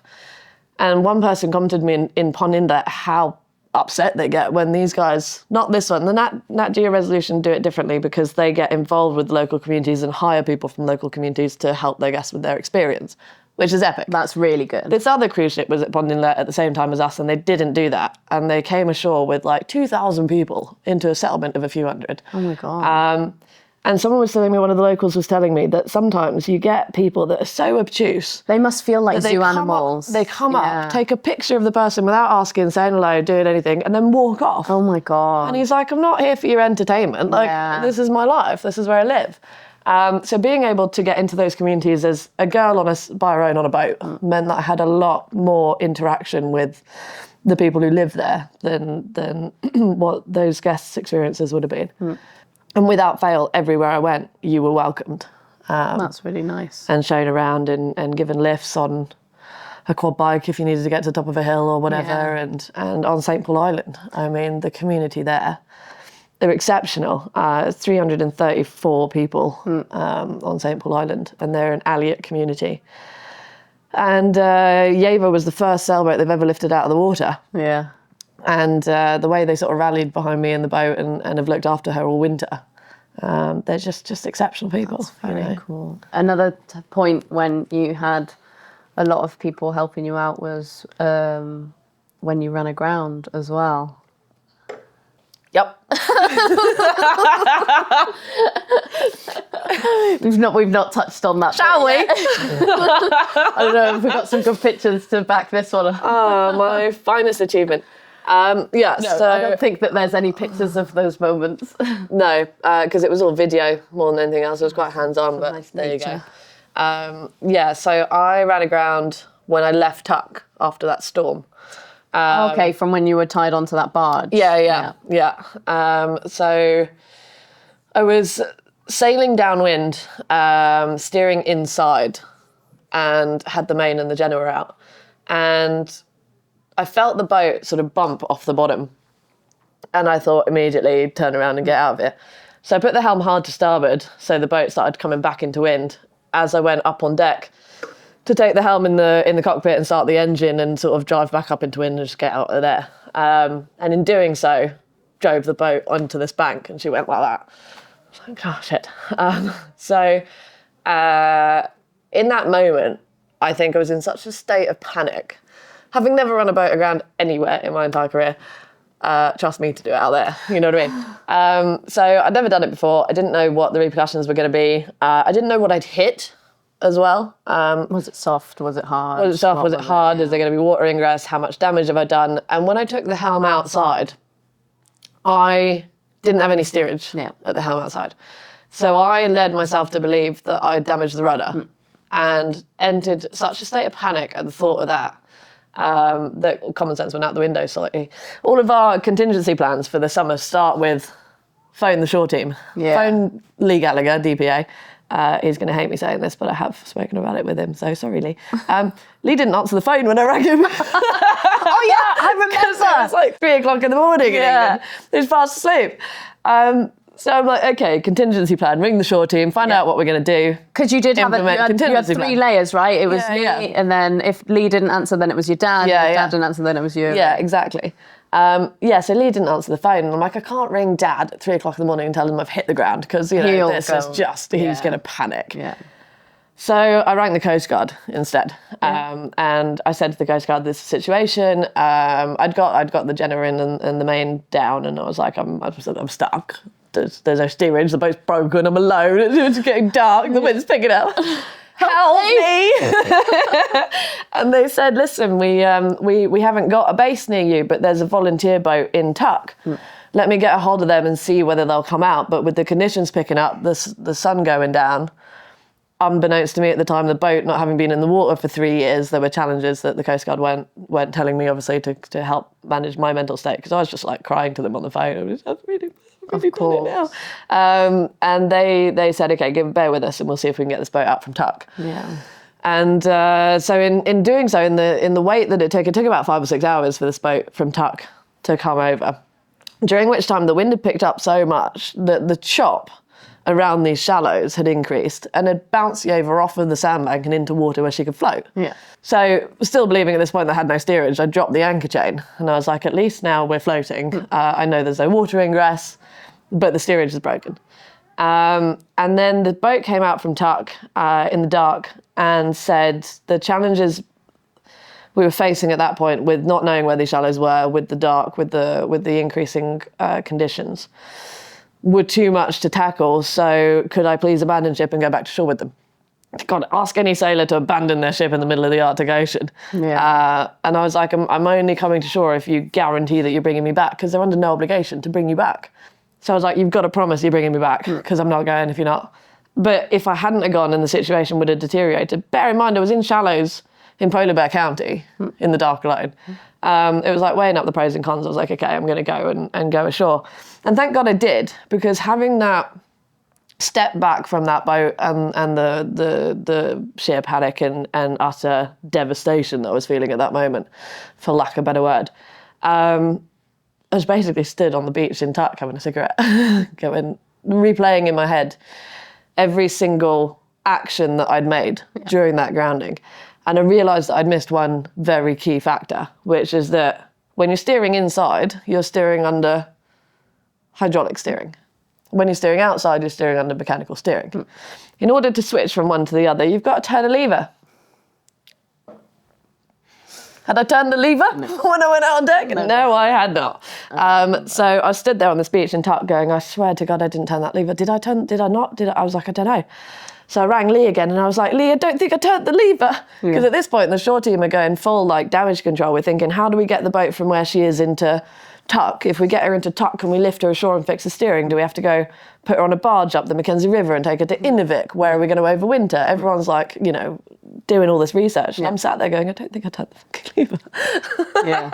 So when I did get back to the boat, the Coast Guard did take me back, bless their hearts, because they didn't have to. I went on board and checked there was no water ingress and nothing else. And I turned the lever, and lo and behold, the steerage worked. I'd run a solid steel tank into a bit of sand and she was absolutely fine. Yeah. But I wasn't, you know. And that's the reality of that situation. And that's the thing as well. It's the same thing that I was saying before, is you can sit there and I can sit here at home nice and warm with no pressure and go, oh, well, why didn't you do this? Why didn't you do that? But you're not in the situation. You're not dealing with the immense amount of pressure and the conditions and all of the other things that are going through your head, right? So your judgment it changes. I mean, I've ran aground. I can't Every lie. good sailor has. It was not a fun day. It was in sunny Antigua though. It wasn't in the Arctic, which again, it'll add another layer to it, right? Yeah. Yeah, you're fully aware that you're bottom of the food chain. Yeah. There. And if I'd had to abandon ship and go ashore, obviously there are contingencies, but you know, if a bear wants to sneak up on me in the dark in the Arctic, it will. So anyway, all that's going through your mind. And then we get back to the boat and the steerage worked, and it was like the most joyous moment I've ever felt in my entire life. Yeah. And the Coast Guard, bless their hearts, led me out of the shallows and out to a shipping lane where we knew that you sort of dropped off the end of this plateau of shallows that's in front of Tuk. And I gave a couple of spins of the boat just to check that everything was fine, just nothing was wrong with their steerage. And then as I headed off in a straight line, they were like whooping and cheering and like waving from their boats and seeing me off, and it was absolutely epic. We got back to Yeva just in the nick of time as well, because as the anchor chain was coming in, the chain links were popping. So this chain link snapped, and I stopped drawing in the anchor and it's holding on to a broken link like that. And I'm looking at this going, I don't know how to solve this. So I was like, I'm going to very slowly try and pull it in. So I pulled it in and it comes and it goes down into the anchor locker. And then I look and another one goes, ping. Why is it doing that? I don't know. But I'm like, okay. Right, so it's obviously been under too much stress for too long. It was probably my fault for not replacing the anchor chain before I left. I went with the anchor chain I bought the boat with. Yeah. God only knows how old it is. It would be the temperature difference that has caused Yeah, it. possibly as well. So anyway, so the anchor, by the grace of God, held on to these 2 broken chain links and came in. Would have made it brittle. And I dropped the anchor one more time after that because I used some Dyneema to reattach all my chain together.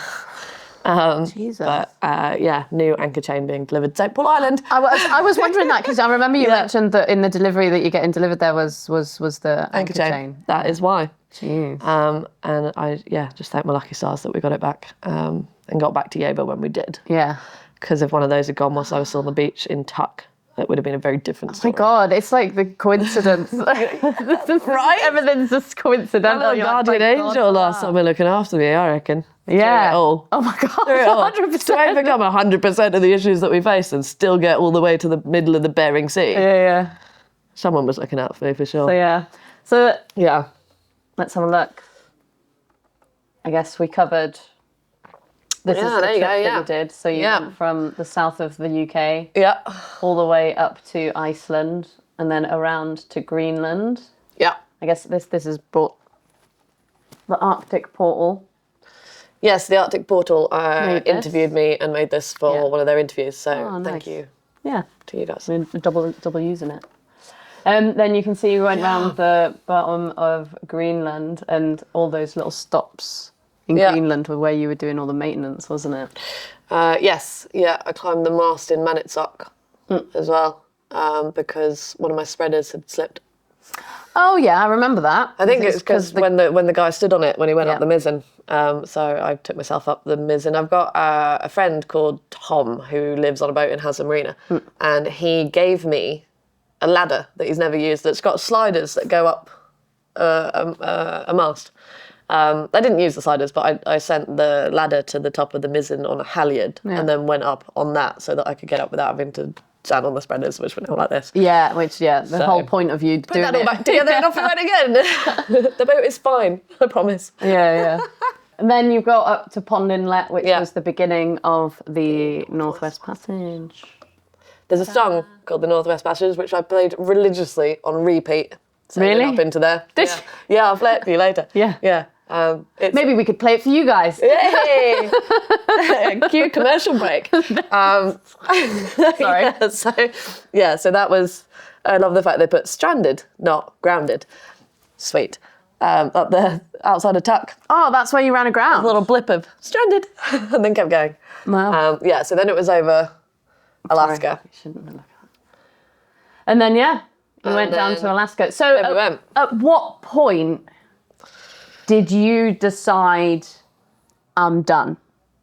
Yeah, it wasn't a case of me being like, I'm done, I need to stop. It was a case of by the time we got to northern Alaska, I was running about 2.5 weeks behind schedule, which caused 2 problems. It meant that the ice in Russia could potentially close in around me. Yeah. It also meant that I was going to be still in Russian waters at a time when my permit for Russia expired, which was something I really didn't want to do because I really didn't want to upset the Russians. So I spoke to the Russians that approved the permits for the Northeast Passage and I said, this is my concern, can we extend my permit? And they said, even if we could, we strongly advise that you do not enter Russia this year because you're going to be too slow to get out the ice the other end. By this point, it was already starting to come back into the East Siberian Sea, the ice. So it was very much looking like I was trying to squeeze through a gap that was doing this. When the Russians say, we strongly advise that you don't, you don't. You know what I mean? That's fair. You just don't. So I made the decision before Barrow. It was coming right up to Barrow that we were having this conversation. And I had to make the decision to split the Circumnav into 2 seasons. Yeah. Which was a challenging decision to make. And I've always stood my ground on the fact that I will consistently, as much to the best of my ability, continue to make the safest choice for me in the boat at all times. Which is probably how we got the whole way around to where we did. From the get-go of this expedition, my one utmost priority has been maintaining the safety of my vessel and myself. And as disappointing a decision as it is to make, it is the safest decision not to proceed to Russia this year. I want you to rest assured that I have absolutely every intention of coming back here next summer to finish what I started, to do the Northeast Passage, and to finish my single-handed circumnavigation of the Arctic Circle. And so, yeah, I pulled into Barrow after letting everyone know that the boat was going to be heading south again for the first time in 4.5 months. And started making my way down to Nome, which was fun because coming right across this stretch of water here, I got overtaken by sailing yacht Navara, who told me they'd go and get the pints in and meet me at the pub. So when I got into Nome, just before I got into Nome, dropping into the Pacific was when we realised I'd just become the first British woman to do that alone, which was pretty cool. And we went into Nome thinking that we'd be able to overwinter there originally, which didn't sound like too bad of a compromise because it's quite close to the Arctic, and I had a good sort of point to start from this year. But we realised quickly when we got to Nome that wasn't going to happen for multitudes of reasons. So the next place to go ashore for the winter was decided to be up here, which is Anchorage or Homer, which is where every other boat went that finished the Northwest Passage this summer, which adds a really unhelpful 1,800 miles in one direction. I remember you asked me to come with you. You were like, Amy, do you want to come? I was like, please don't make me sail all the way there by myself.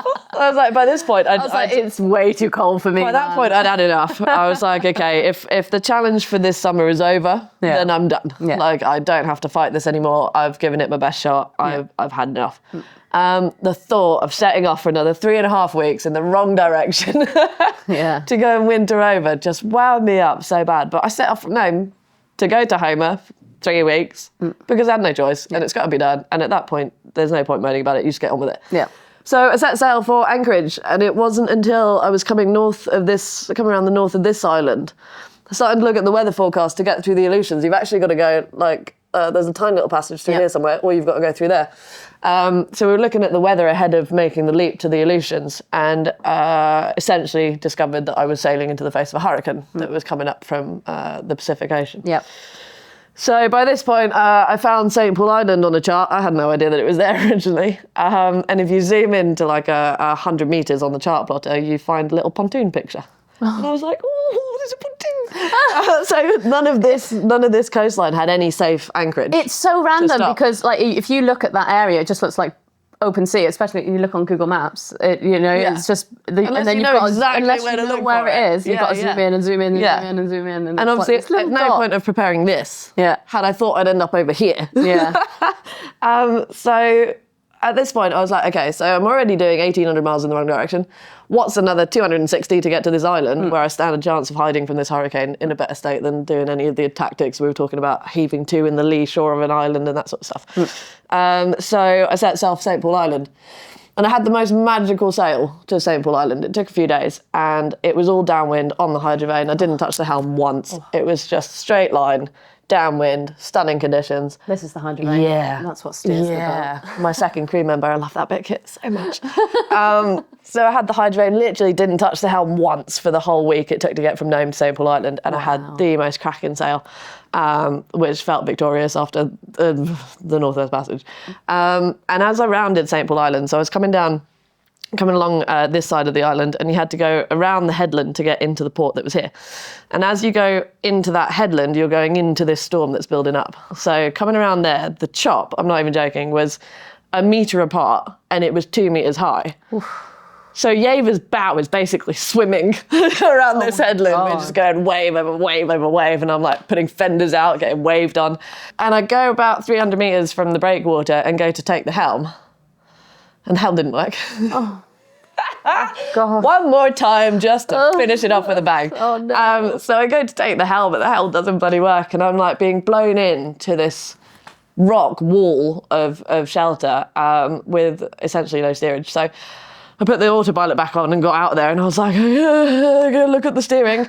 And figured out that what had happened was the Woodruff key had sheared. By this point, it had done 2 years of sailing in the Arctic, and it had given. Now I had spares, but I was also in a situation where time was of the essence on that fix. And it's a fiddly job because you've got to get the locking nut off, you've got to take the wheel off, you've got to try not to drop your wood off key, your new one, and grease it and lube it and all. And I was thinking, I haven't got time for this in these conditions because the wind was 40 knots, the waves are mental. And it was cold and tired and I had enough. So I turned the boat back towards this gap to get in the breakwater and I surfed her in under hydrovane and autopilot. Yeah. So I was literally screaming at the hydrovane because I was like, I'd turn it. Let's get this back.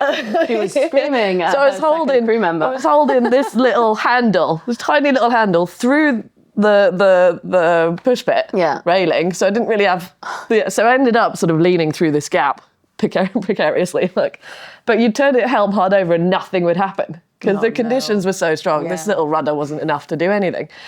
So then I'd turn it hard that way and I'd go like 40 degrees on the autopilot. Yeah. And then it was this way and 40 degrees that way again and basically got her through this breakwater by the grace of God. And then it was flat, calm and beautiful and really shallow. So I was like, okay, try not to run the boat around again. And I get into the place where I can finally see these pontoons. And I'd spoken to who we call the harbour master, the one guy on St. Paul Island with a radio. Answered the VHF and he's like, I'll meet you at the dock because I'm coming in hot, mate.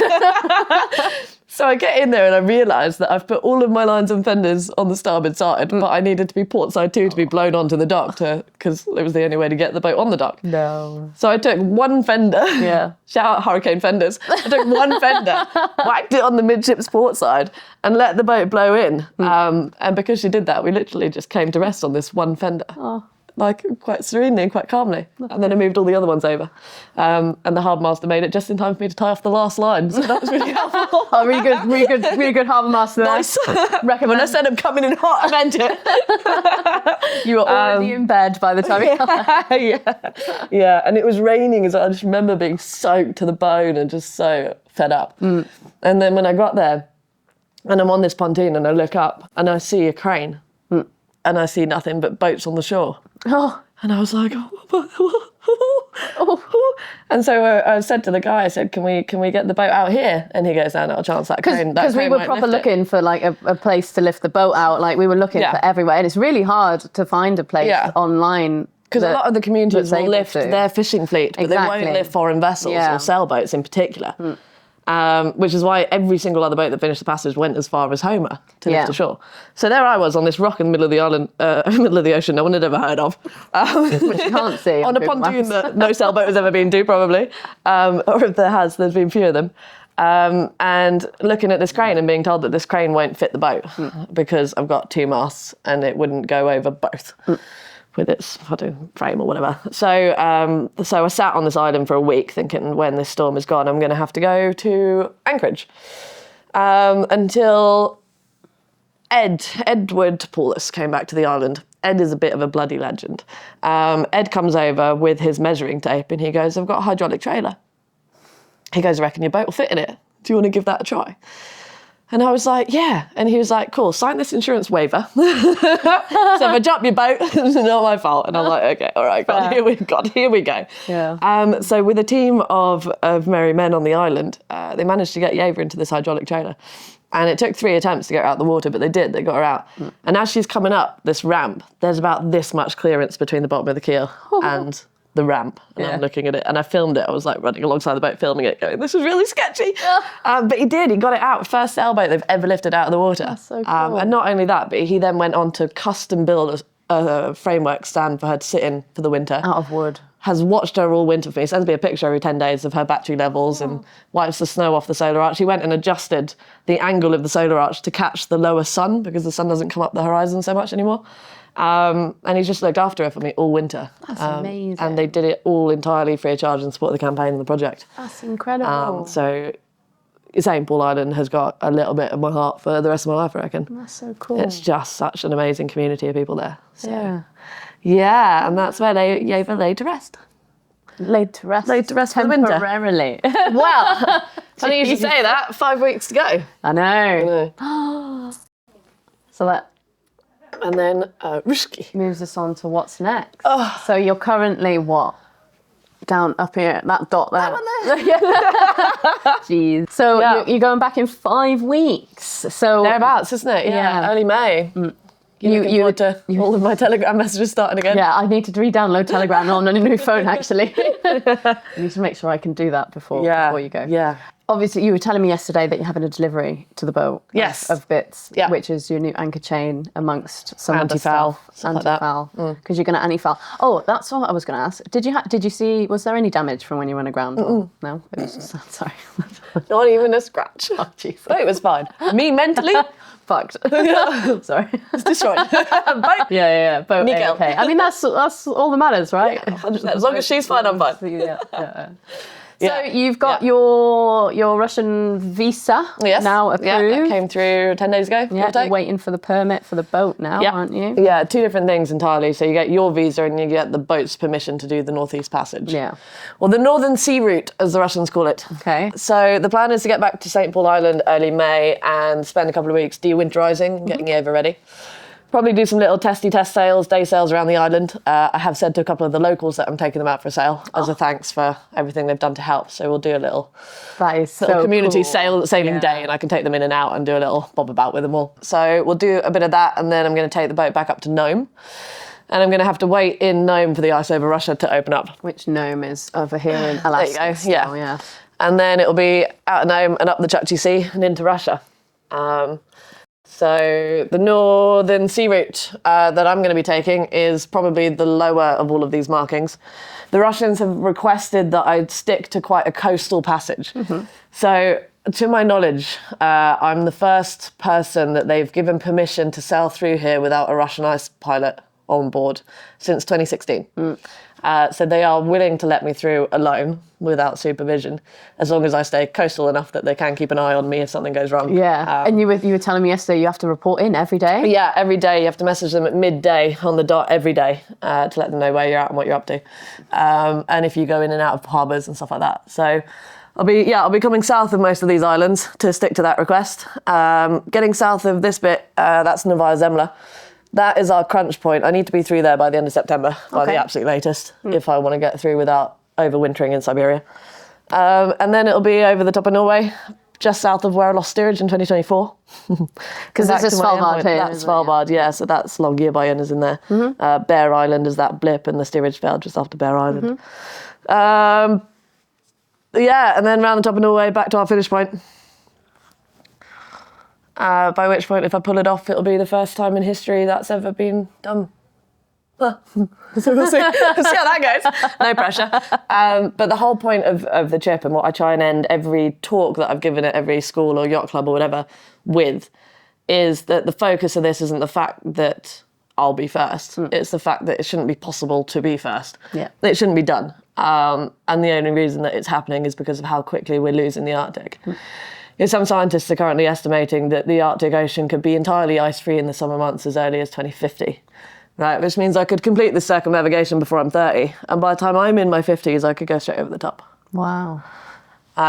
Some climate models are even forecasting a potential blue ocean event as early as this September. What does that mean? It means no central Arctic sea ice.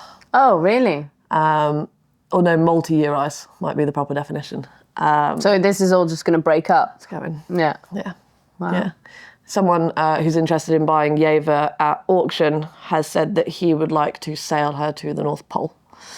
Oh, what, to this be the dock? first person to sail there instead of ski or walk or whatever they normally do. Yeah.